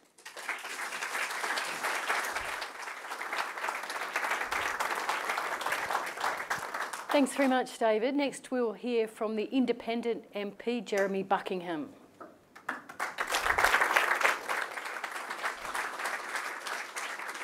Thanks very much, Kerry. I'd like to acknowledge the traditional owners of the land upon which we meet. I'd also like to acknowledge the Barkindji people, and in particular Badger Bates, and the work he's done over a very long time to bring awareness of the state of the Darling River, and also University of New South Wales, the McBride family, and also a fellow Mark Hutton, who for 30 years has been crying in the wilderness with the Darling River Action Group. And finally, after basically an ecocide event, Australia and the world is paying attention to what has been a long-running disaster. And it's a disaster that's having, of course, a massive ecological impact. We've seen that. We've seen the massive fish kills. We've seen a decline in the state of the health of the river, and with a massive human impact. And some people, we've talked about the Barkindji people in Wilcannia. Well, the people of Wilcannia have the lowest life expectancy of any cohort of people in the OECD. Right now, if you live in Wilcannia, you're an Aboriginal person, you expect to live to the age of just over 40. And that's because of a whole range of events, of genocide, but also of ecocide, a community there who does not even have the clean water they need for all the cultural activities that they would undertake for economic development and the rest, and that is an absolute disgrace.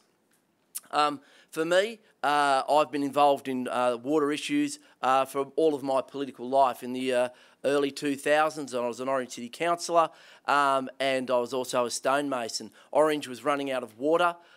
It's at the top of the catchment, doesn't have a big catchment. It's a population of 50,000 people. We were running out of water, and we were in the middle of the millennium drought. The Macquarie Marshes were drying out. I travelled out there with Greg Hall and Bob Brown and saw how they were drying out. And there was this conflagration. Basically, the first big episode that we're going through now was happening then. And when I was working in Orange, I was also a stonemason. And one afternoon, I was out near a place called Parks, you might be familiar with it, working in the hot sun. Middle of summer, and it was so hot, it was so dry that river red gums that had been living for 500 or 600 years were dying. The oats in the fields were giving up. Really, they should have been close to being harvested, but they were dying on the spot. And I realised that the science of climate change would have a massive impact on Western New South Wales, that Western New South Wales really was at the front line of climate change. And I noticed the presentation by Richard Kingsford there about what we have seen in terms of really changing in terms of science and our climate, and that is temperature. We have seen a massive increase in temperature, and we are going to see that for all of our lives, and all of our children's lives, and their children's lives. And for hundreds of generations, the world will continue to warm unless we deal with climate change. And we'll be very hard-pressed to protect the health of a river system that runs through a desert if we do not stop our climate continuing to warm. And that is where, I think the grossest part of the mismanagement of the New South Wales government and National Party really comes to light. Chris Minns was talking about the abysmal minister, Kevin Humphries, and he really was. And the litany of terrible decisions he made. Well, I think one of the worst decisions he made was to stick, and the National Party have made, is to stick their head in the sand when it comes to the science of climate change, because that should underpin our plans that are supposed to go for generations. It should actually make sure that those plans, those water sharing plans in particular, are based on the science. The government, when it was developing the water sharing plans, did something that I think is atrocious. What they did was they excluded the millennium drought.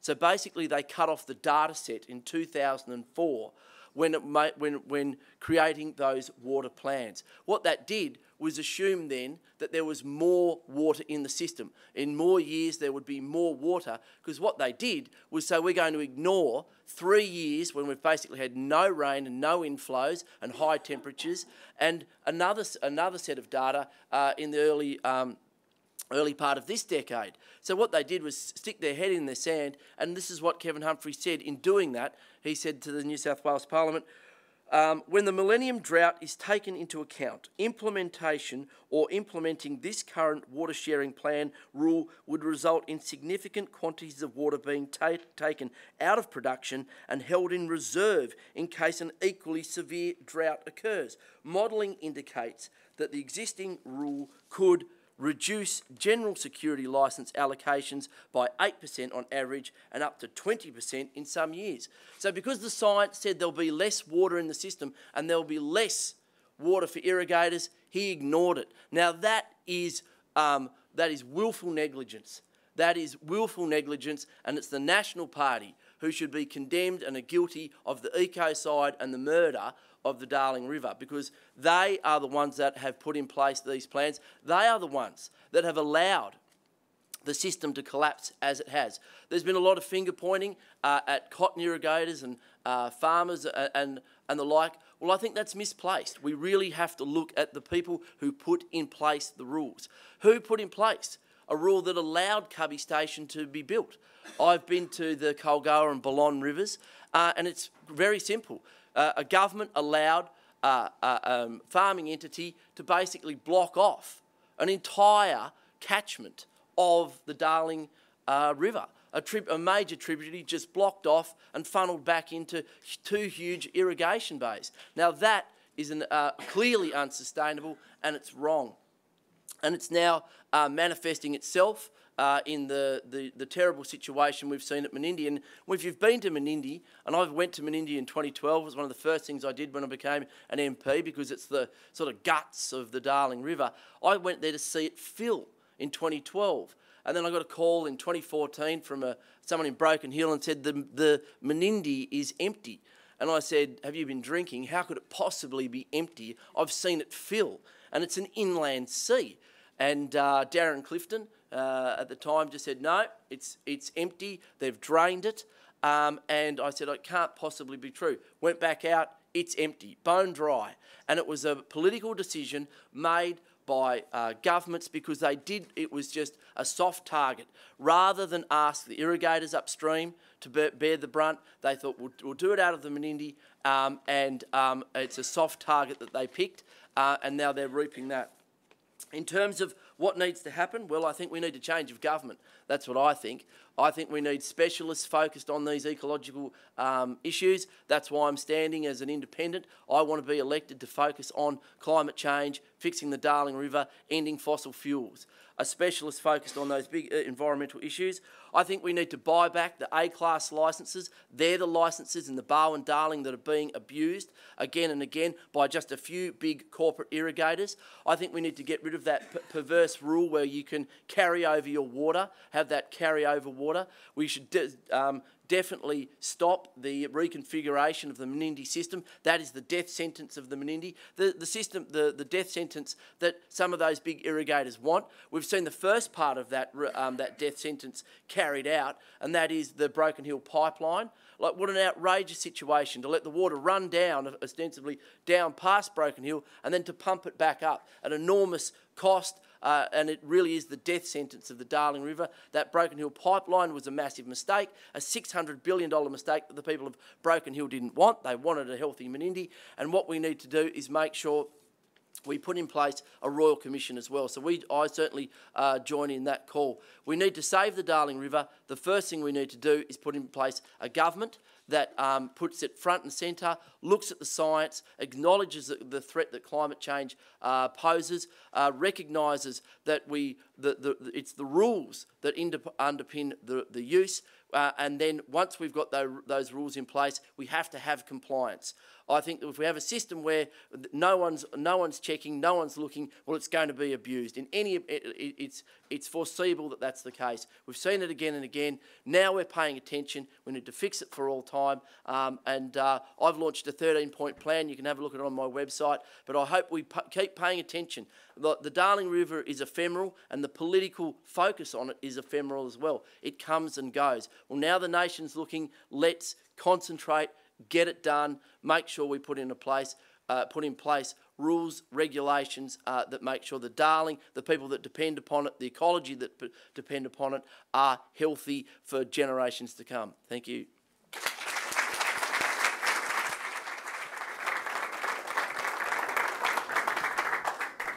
Thanks very much, Jeremy. Now we come to our Q&A section, which is quite interesting. I've got a few questions here that I will throw to the panel, and then we'll open it up for some questions from the audience. I know there are some people up there who'd like to ask a question or two.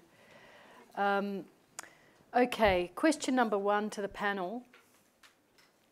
Do we have the microphone ready to go? Okay, the question is, if we don't grow cotton as you suggest, I don't know who's suggesting it, but if you don't grow cotton as suggested, which crops are best suited to the area that still bring in money but don't suck the basin dry? Hands up who'd like to go for that. As I said, I don't think anyone today suggested. Okay. So as you said, I don't think anyone here today has suggested that we don't grow cotton.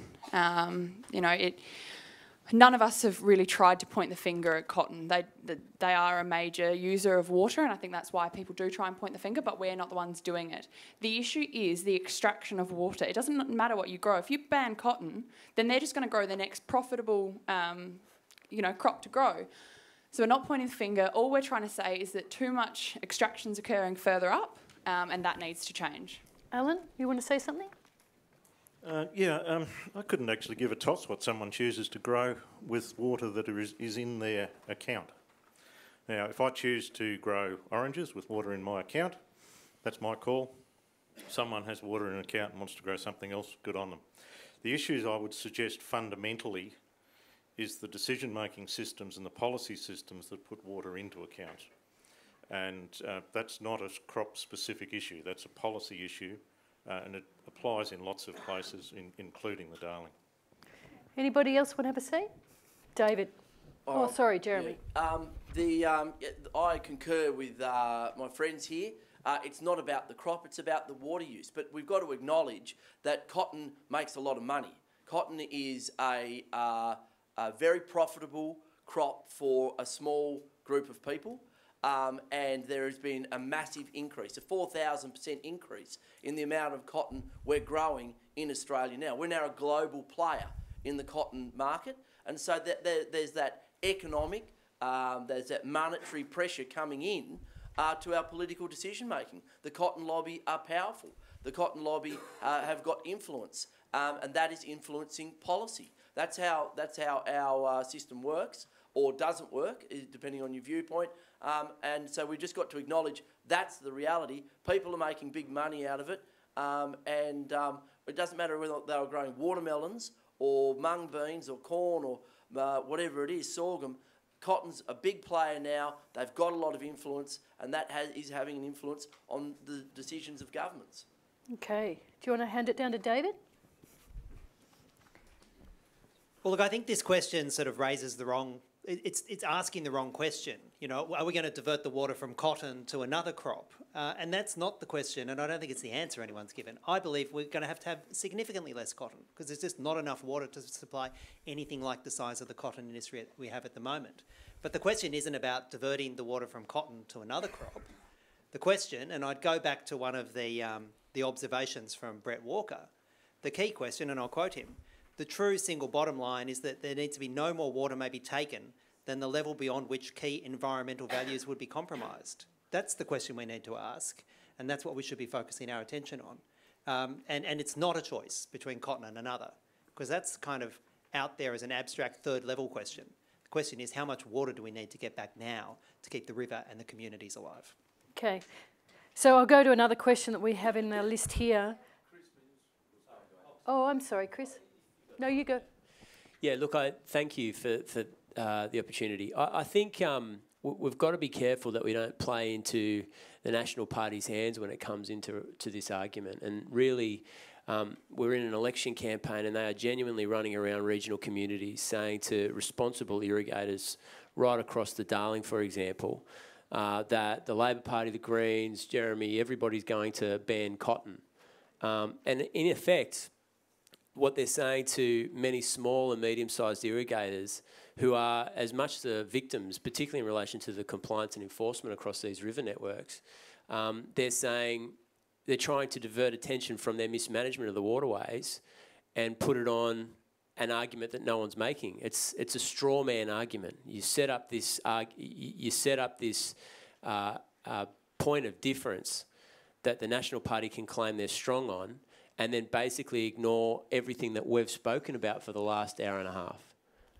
They're brilliant at it. They're so clever at trying to divide rural communities and regional communities from one another. And they use this idea of cotton, that everyone's going to ban cotton, as a fork into their communities. Now, anyone who's been out in regional New South Wales will speak to scores of irrigators, maybe floodplain graziers or cotton farmers or medium-sized rice farmers on the Southern Basin, and they'll tell you that they're as much victims of this mismanagement and delinquency on the part of the government as anybody else, because it's a question of fairness for them as well. Southern irrigators, for example, are on zero extraction at the moment, whereas across the Murray they can get 100% entitlement. So we need to keep this argument squarely where it's useful, because that's the best way of getting a policy win on this. Okay, thanks. Thanks, Chris. Another question that reflects obviously the level of frustration that we have among members in the audience. Can we have a moratorium now on all new irrigation projects or dams until the Murray-Darling system is sorted? Let's go for that. Yes. Yes. It just requires the political will. It actually requires a majority of MPs in the New South Wales Parliament to legislate for that. And that should be the starting point. And in the same piece of legislation, we establish a Royal Commission. Let's do that. Anyone else? Jeremy? No, I think that's crazy. I don't think we need a moratorium on new irrigation projects. We all probably ate food this morning that was derived from irrigation. If you go to Collyamberley or the MIA, incredibly productive areas, and they're producing the food that we probably ate this morning and will eat in hopefully a little while and into the future. We just need to do it smarter, and we can be smarter with how we do it. You look at some of the irrigation, say in the Namoy or other areas, and it's super efficient, and they do a great job, and they grow a lot of really high valuable food. And there's new projects going in there, and they do a lot with a little. Then you look at something like Cubby Station or, say, the Nimi Kyra, if you're familiar with that, and that was just incredibly inefficient. And so it's not about just condemning an entire industry or a particular crop. It's about recognising the science and how much water is being used, whether or not it's valuable, and whether or not you can, it's worth it, and whether or not you destroy your river and other users in it operating. Okay, let me grab that. So I have someone here in the audience who wants to. Do you want to talk to that particular question? I just want to take this story.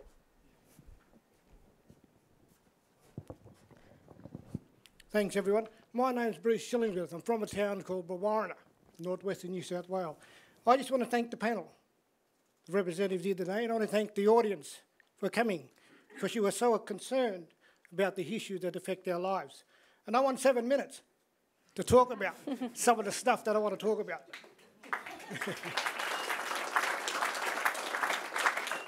I felt that it's appropriate for an Indigenous person to get up and speak, so thank you.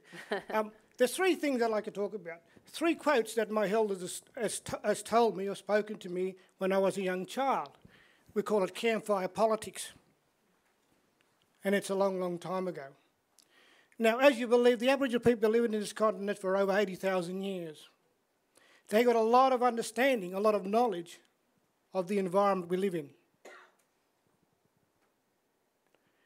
one of the things I like to talk about, one of the quotes that I'll say first, it said, "The river is our blood. Without blood, we will die." That's very important. So look at our water today. Look at our river system. People, we've been here for over 230 years. 230 years since colonisation. Look at our environment. Look at the water system. Look at the environment. Look what the mining company is doing to our land. Look what's happening to our animals, becoming extinct. People, wake up. We need to wake up. I want to tell you a story about the river. Now in Brewarrina we got the fish trap, the ancient fish traps, where we catch fish, stone arrangement in the river. They're older than the pyramids in Egypt. They're older than the pyramids in Egypt. How people have been practicing our tradition and culture for a long, long time. We have special sites along the river, special ceremonial sites. The fish traps is one of them, a very sacred site to us. My father is a Murrawarri man. My mother is a Budgety woman. Where Brewarrina is located is the people of the Whalewan and Nimbaya people. My old people said to me, one day we're going to be squabbling over water. And here we are today, squabbling over water. Who owns it? Who controls it? Who takes it all? Who's not getting any of it? That's where we are today. My old people said that 50, 60 years ago. This is not a mess, this is a disaster. And it's a man-made one. You can blame the drought, you can blame the irrigators, you can blame the big corporations, but we are here now to fix it. We've got to stand up. We've got to have the guts to stand up to politicians, to say that we had enough. Bowen-Darling River. When the river floods in Brewarrina, 100 kilometres up the road north of Brewarrina is a place called Wollmaringle. They got big water holes. They got springs. When those hot springs comes up out of the ground, they know that the Murray-Darling is in flood. How did they get that knowledge? 100 to 200 kilometres up the road. These hot springs would bubble up. And the Aboriginal people, my father's people then, would then venture down to the Darling River in Brewarrina with the fish traps, 200 kilometres away. And they would fish, and they'd gather, and they'd do their ceremonies. In nature, there are signals that tell us that these things are going to happen. They knew that this drought was going to happen. We know because we look at some of the animals, if they don't reproduce or have babies, we know the droughts are coming. We know when the ants go up the trees and build their nests, there's going to be flood or rain. Why are you not listening to First Nation people? We have a knowledge that over 80,000 years old. I'm emotional, just like my sister over here. She belongs to the land. She's got connection to the land. And she cries when she speaks, and I cry when I speak. So our connection goes through our blood, through our heart. It's where we stamp our feet that touches the earth. So Brewarrina and the Murray-Darling Basin is very special, not just to me, but through the Barkindji people, through the Gamaragal people, through the Wiradjuri people, through the Yorta Yorta people, through the Budgety people. All those people is very important. There's another quote that I want to say. The old people have said, the land we live on is only borrowed from our children. Think about it. The land we live on is only borrowed from our children, and the future generation. How are we going to give this back to our children? In what condition? In the condition it's in? No. Our responsibility as a nation, as people that live here.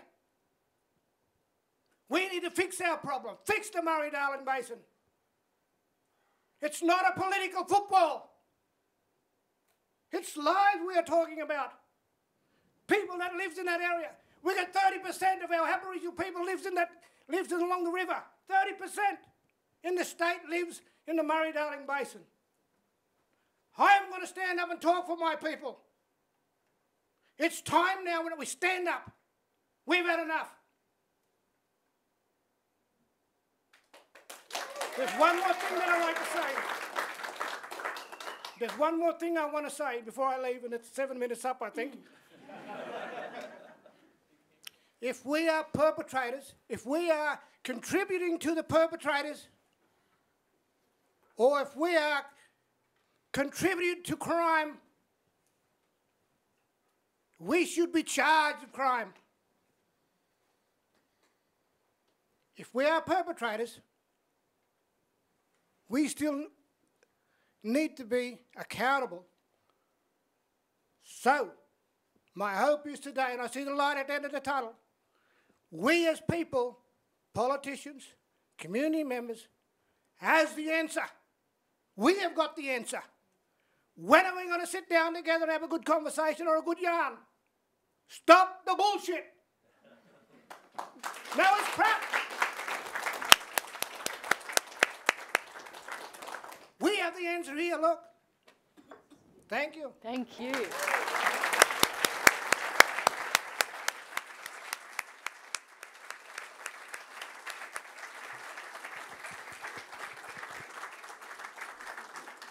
Thank you so much for that. That was great to hear those words from Brewarrina. I would like now to throw open for some questions, but I think we've got, yes, sir, what would you, tell us who you are and ask the question. My name's Darren de Borderley, de Borderley Wines, but I've been involved in this environmental argument and the socio-economic arguments for a long time. And after that speech, I just want to point out one thing. The Ngarrindjeri, in their 2007 Sea Land Plan, put the blame not on the Murray-Darling system. They blamed the extraction of water from the southeast drains. They blamed the death of the Coorong not on the Murray-Darling system. They blamed it on the South Australians. They blamed the destruction of the estuary not on the Murray-Darling system, the Lake Alexandrina estuary. They didn't blame that on the Murray-Darling system. They blamed that on the intervention that was occurring around with the construction of a 7.6 kilometre of barrages. Do you have a question though? Well, the question is, the environmental flows, Labor's 7,000 gigalitres to go down the Murray-Darling Basin was predicated on pushing water into the Coorong from the north. So the question is, does anyone deny that the Coorong flows came from the south? Because this is fundamentally true, the fundamental basis for a lot of the environmental flows, and we also then have a problem with Yucumbeam Dam, which is part of Snowy Hydro. It's not part of the Murray-Darling Basin system, which it should be.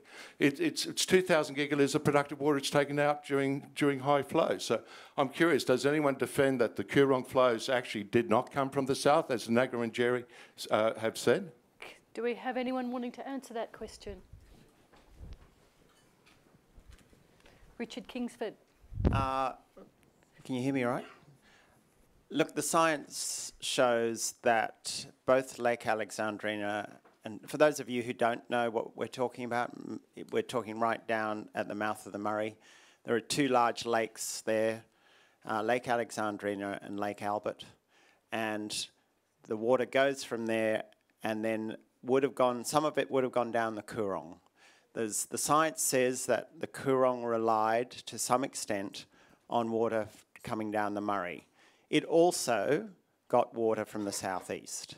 So it's like all of these things, it's not an easy answer, but to argue that we shouldn't have environmental flows on the basis that it's not fixing the Coorong is wrong. There's actually good science to show that the flows from the River Murray, particularly during floods, went down into the Coorong. And let me also say and put to bed 7,000 gigs is not just for the Coorong and Lower Lakes. Environmental flows are fundamentally important for every one of the tributary catchments. So the water in the Macquarie, some of it brought back 100 gigs of water, is fundamentally important for the Macquarie marshes. Not much of it gets into the Darling. So it's not just a local issue pushing down into South Australia. Some would like to say so, but it isn't.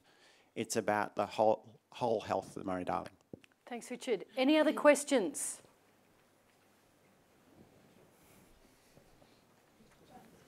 This lady up here in the white jacket.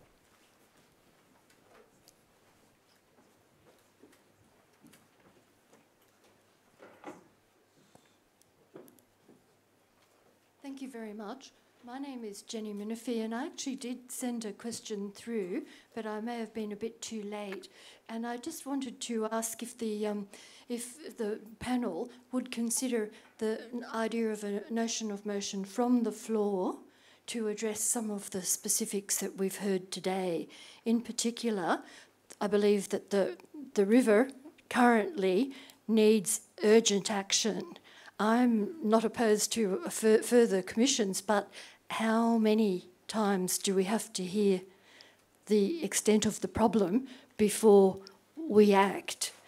We've got politicians who don't want to, so what will we do? I've sort of made a note of several of the things. I won't go through them now, but I think that amongst the panel, there were some very good ideas that could be incorporated in that motion, and see if the people from the floor support it.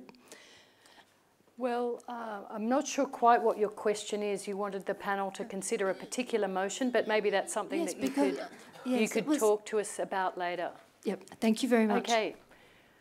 Yes, this man here. Sorry, just wait for the microphone so that the stream can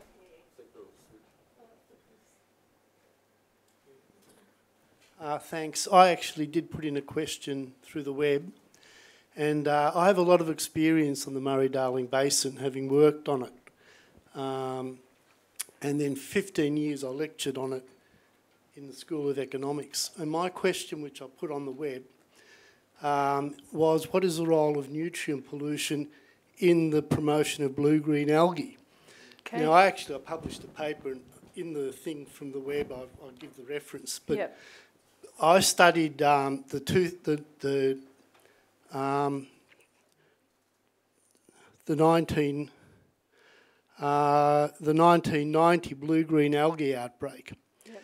And I looked into the causes of it. I drove the 1,000 kilometres along the river, and I dived in and checked the sand.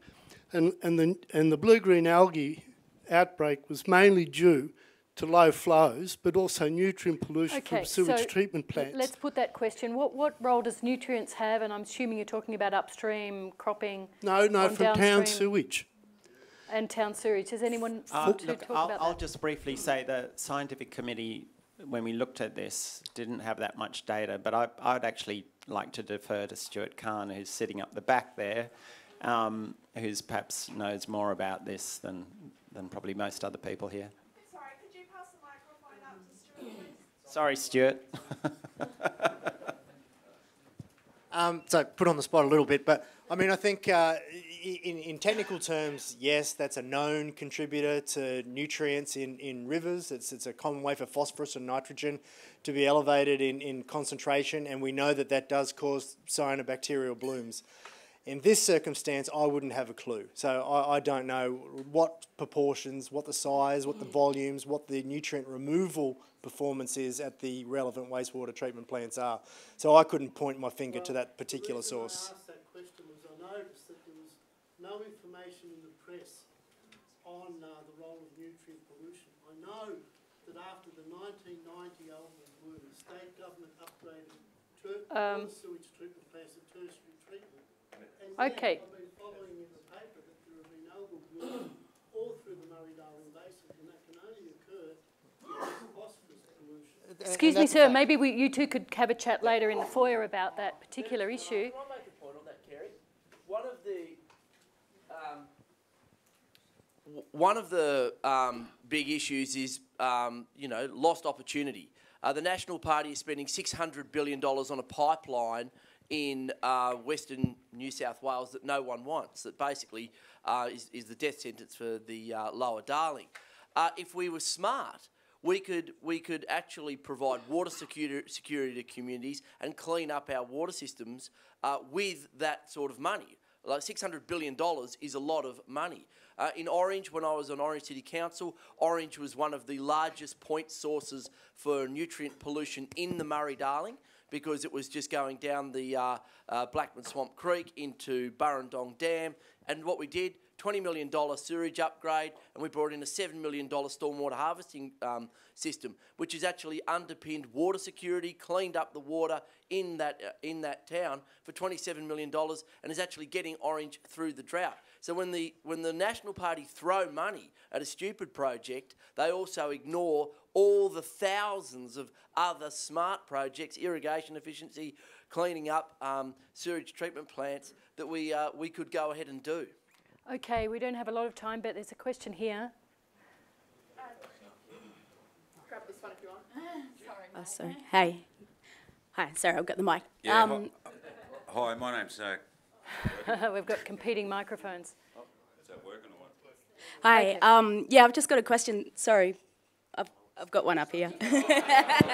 Thanks, buddy. Yeah.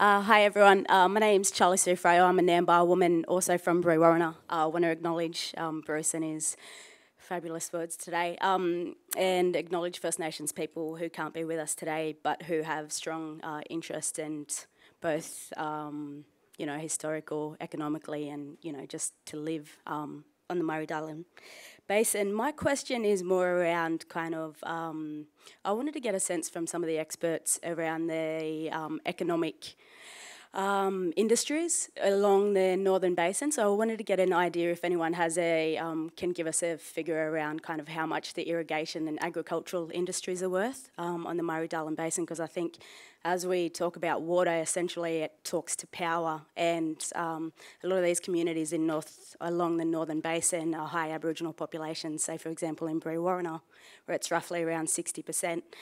Bruce mentioned Wilmaringal, and that's roughly around 100% Aboriginal communities. So I've got a two-part question. One is around kind of the industry and how much it's worth, because essentially we're talking to power. Secondly is kind of a question for the political campaigns, and just to see, just to see what your engagement strategy is to empower First Nations people to be part of the conversation around water rights, given that there's a lack of involvement for First Nations people around this conversation, and we're often excluding First Nations people from these conversations. Thank you. Okay, great. Thank you very much. So the first part of that, the first question is about the economic values. Marianne, would you have something to say about that?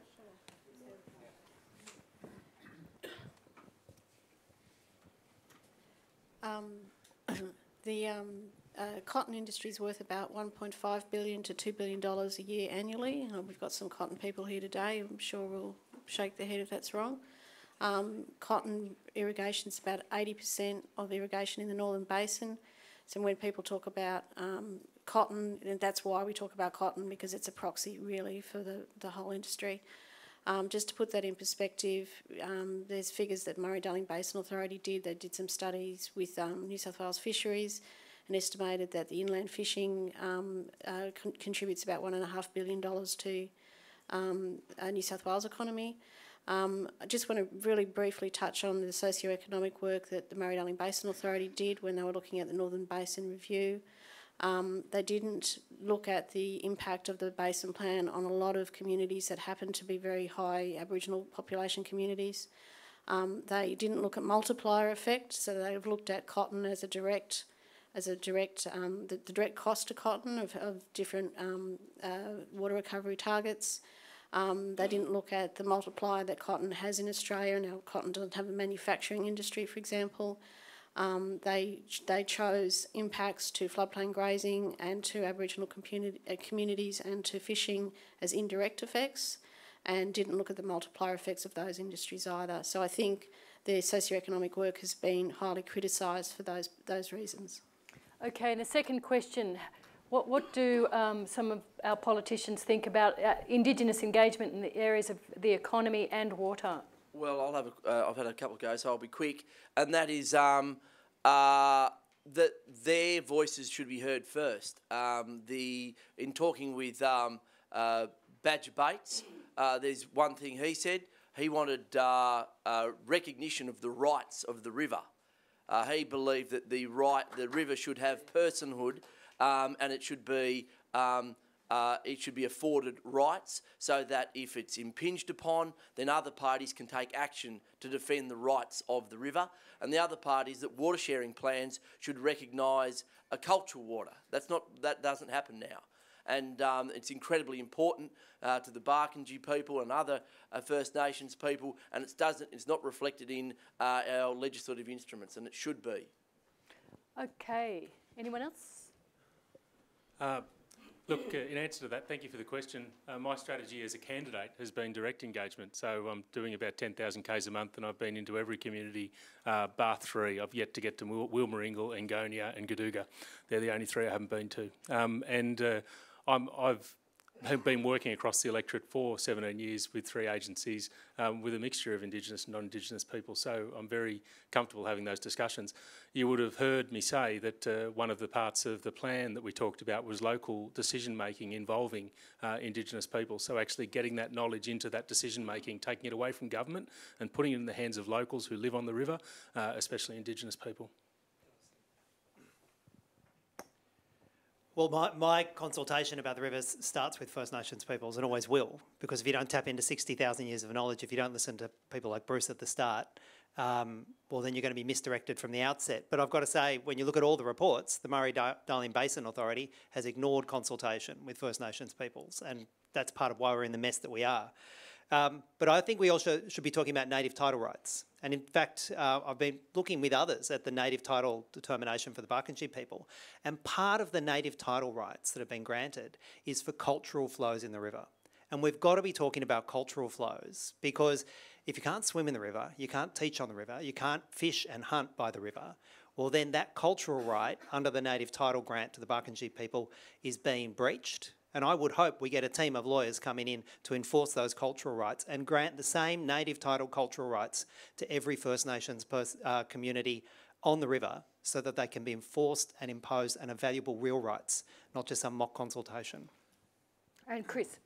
Yeah, thank you for that. Cultural rights need to be recognised in relation to water management and water sharing plans and the Murray-Darling Basin Authority as well, and they haven't been. And I'm not sure, I don't think Labor did a good job last time we were in government 8 years ago in relation to this, and we can and we must do better. And the most passionate advocates I've seen on the Darling River have been communities up in Bree or Uncle George at Walgett, and Badger Bates of the Barkindji. And when you go to places like Wilcannia, where you speak to First Nations people about how important the river is, call the river their mother, and how it's just, you can stand in the middle of it and not get your feet wet. And to think, particularly when there's rains, that it's being held upstream and can't just flow past their communities is just such a horrifying reality for those communities. I think by the fact that we're all here and Bruce's passionate advocacy today, there's a government, opposition, all political parties have to start listening to this voice, because it not only is a natural justice right, it can also provide a solution for management of these waterways. Okay, we've got room for one more comment from Alan on this issue, and then I think we need to hear from Cotton Australia up here. Yeah, just to comment on that. Certainly the performance on those things to date's been woeful, and that there's massive scope for improvement. But one thing to be conscious of is that while lots of people think the Basin Plan is designed to do things like worry about cultural water or water quality for that matter, you get into the fine print and read the detail, and they're in the jargon, put commas around this. those issues they have to have regard to. And then you can follow down to which category they are in the have regard to. Now, the reality is, under the Basin Plan as it's currently worded, there is no requirement for anything to actually happen on any issue that's identified as a, in brackets again, or commas again, have regard to. And that's why things aren't happening in a process sense in the Basin Plan so far. It doesn't actually require it. And yet if you look at what I would have thought would have been the fairly big issues on the Darling at the moment, river connectivity, for example, I would have thought that's a big one. Aboriginal involvement, that's a big one. Water quality, that's a big one. You read the fine print of the Basin Plan, all they have to do is have regard to them, which means the plan says they can completely ignore it. Okay, that's depressing. Now, I think we've got a question from the CEO of Cotton Australia, who's with us today. Good day, everyone. My name's Adam Kay from Cotton Australia, and thanks for the opportunity. I do have a question. I got a couple of comments at the start, but I did welcome the comments there that people actually are understanding that it's not about the crop that grows and it's about the water. I think that's good. Unfortunately, sometimes some of their rhetoric is very much aimed at our growers, and that's been very disappointing because you know, these are hard-working farmers, just like all our rural producers, and you know, they have been demonised, and it's especially when you go and have a look at what Brett Walker said in the Royal Commission. And I spent a day in the box at the South Australian Royal Commission. We're not afraid to get out there and tell the story. And he said, you know, we should get rid of this rhetoric about demonising cotton and that cotton's a thirsty crop. So it's great that we've had a chance to hear people actually reflect that to the audience here, and I think that's really quite important. And I think some of the discussion today just around you know, getting together and look at solutions, because you know, we've been getting together with a lot of groups of scientists before this crisis has hit. You know, I acknowledge it's you know, it is a natural disaster out there on the Darling, but you know, we do need to work towards the solutions, and that's what, you know, we're really sort of looking at.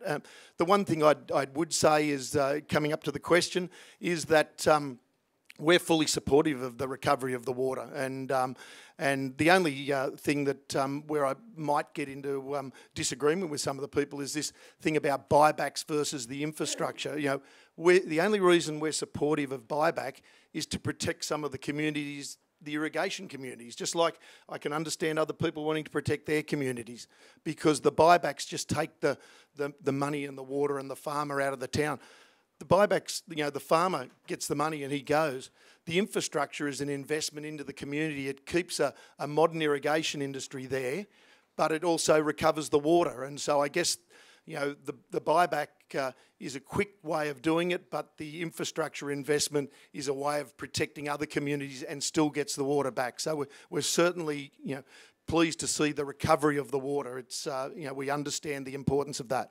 Okay, and your question? The question is around this, you know, infrastructure versus buyback, why people are so fixated on the buybacks versus making investments in infrastructure to get the water back. Okay, well, we will have people wanting to talk about that. I think Marianne Slattery will want to say something about buybacks and the water efficiency infrastructure programs and how they're working. I don't really have an opinion on buybacks versus infrastructure, except to say that a lot of the infrastructure projects, the savings are unquantified. We have several independent academics that have had peer review work that say that the efficiency programs actually make it worse. There's less water there. My concern with the efficiency program is the governments to date have done no verification of the actual savings, and the process. It's just a way to hand out money without checking what the savings are. So I've got big concerns over the way that program has been administered. Richard?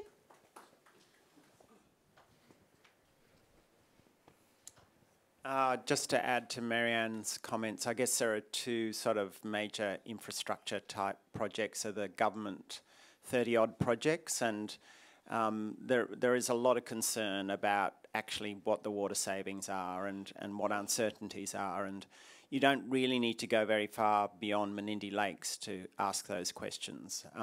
We're supposed to be saving water out of Menindee Lakes as part of returning water to the environment, but in fact I would argue we're robbing Peter to pay Paul in terms of taking that water out of there We're not really looking at the environmental or hydrological uncertainties around that.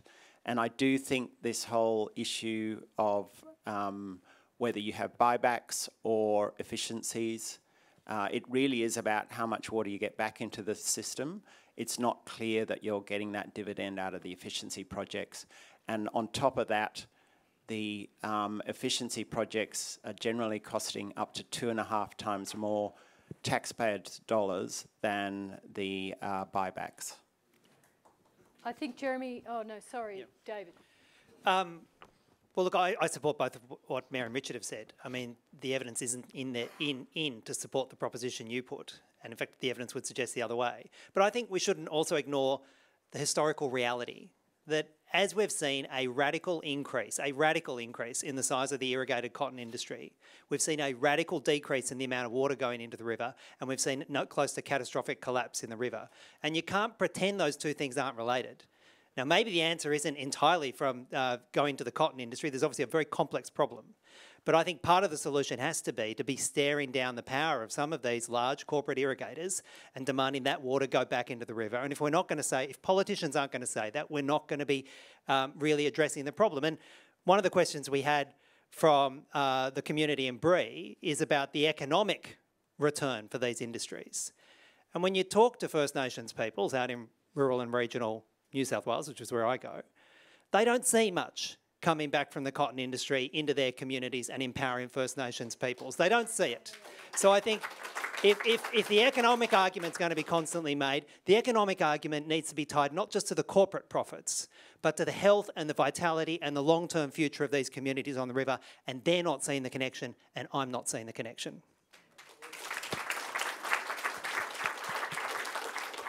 So I think we've got a last comment from Jeremy, and then we're going to wrap it up. Yeah, there's enormous concern with the outcomes in both buybacks and the efficiencies. I have enormous concern about, say, the Nimikaira buyback. I think that was one of the biggest scandals in Australian history. If anyone's an investigative journalist who wants to go and have another look at that water buyback, where we granted a massive amount of licences and then bought them back immediately. It's the biggest water buyback in Australian history, and I don't think it's delivered anything for the environment. So that water buyback was bad, but also in terms of economic development, we've got Cotton Australia here. How well is Dirranbandi going? Has anyone been to Dirranbandi in the last couple of weeks? Well, it's going backwards at a rate of knots. It's got one of the biggest cotton or irrigation enterprises in the world just down the road, and it's going backwards at a rate of knots. So a huge amount of water being used to grow whatever it is, but the community is going backwards. And we've got a situation now in the central west of New South Wales, a massive scandal. Lake Burrendong, Burrendong Dam, drained over 2 years, 1,200 gigalitres of water, the equivalent of 3 Sydney harbours, drained out principally to meet, the water delivery for irrigators on the Macquarie River, and there's a lot of cotton in there at the moment, and it's put the town of Dubbo and other communities downstream from Dubbo at risk of running out of water. So there's a huge opportunity cost, and there's a huge risk that comes when we prioritise some of these irrigation. And what's happened at Burrendong and to Dubbo is a scandal, and the Nimikaira too. So. Well, it does get it's part of the water sharing plan. The water was let go to provide for irrigators, and certainly in the Macquarie. Yeah, that's where the water went. Yeah, but towns are this much, the irrigators are that much, and that's why the water was let go. And Burrendong's at 5%. Dubbo could run out of water by May. The town of 50,000 people by May 2020. Now we shouldn't even be risking that. Okay, I think Alan has one last thing to say, and then that's going to end our Q&A session. Yeah. Look, I think it's wrong in a lot of these issues to be looking at it as an either-or situation. There's going to be a realistic justification for both options. It gets a bit worrying to me when it's all got to be one or all got to be the other. A caution, though, on the infrastructure were efficiency projects, and there is a bit of a difference there. Infrastructure tends to be more physical stuff in a local area. Efficiency projects are generally referred to as the SDL projects, and obviously Menindee is the biggest single physical one of those, so that's front and centre. When you actually look for what's required under those projects, it is specified that the adverse impacts of efficiency projects do have to be covered off. And if you're going to save water somewhere, there are going to be downsides to other people. Now, that's not the end of the world if people face up to it and cover it off. The problem we've got with the efficiency projects at the moment is that while some people are very good at spruiking, they'll get 106 SDLs from Menindee as an example, they're terrible slow at facing up to what the consequences of that are. And there's a fundamental problem there. I will just have to correct one minor comment from Adam. The reality is that the comments he made only apply within individual water sharing plan areas, and under current New South Wales systems, a supplementary licence on a tributary is a higher priority than people, towns and livestock downstream. That's the reality, been there, done that. Okay, thanks very much, Alan. Now, before we conclude, I'd like to introduce... Could I ask one really important quick question, please? Just one? We got the time. No, a really important one. Oh, come on. You ask him afterwards. No, it's a public good one too, and I'm sure others would. I know. Chris, you're going to... Yeah, no, look, I'm sorry. We are out of time. You're going to have to ask this separately outside. I'd just like to quickly introduce... Sorry, we're out of time. All right, you can ask these questions out in the foyer. I'd just quickly like to introduce Bill McAllister, who was part of the community group which initiated the forum. Marianne, can you come forward? All right. Yeah, sorry that we've run out of time, everyone. I'd just like to say a big thanks to the audience for coming along. As some people have already said, it's really heartening to see such a great turnout of people that have been interested in this. Like what we've seen happen out there has been really a gut-wrenching disaster, and it's just amazing the response from so many people. I really just want to say thanks so much to all of the incredible speakers. Some of them have come a really long way to speak to us today, and it's just, yeah, we've had so many awesome perspectives and great ideas. I've had an education, I'm sure other people have as well. Can we just take one more opportunity to put our hands together for the speakers?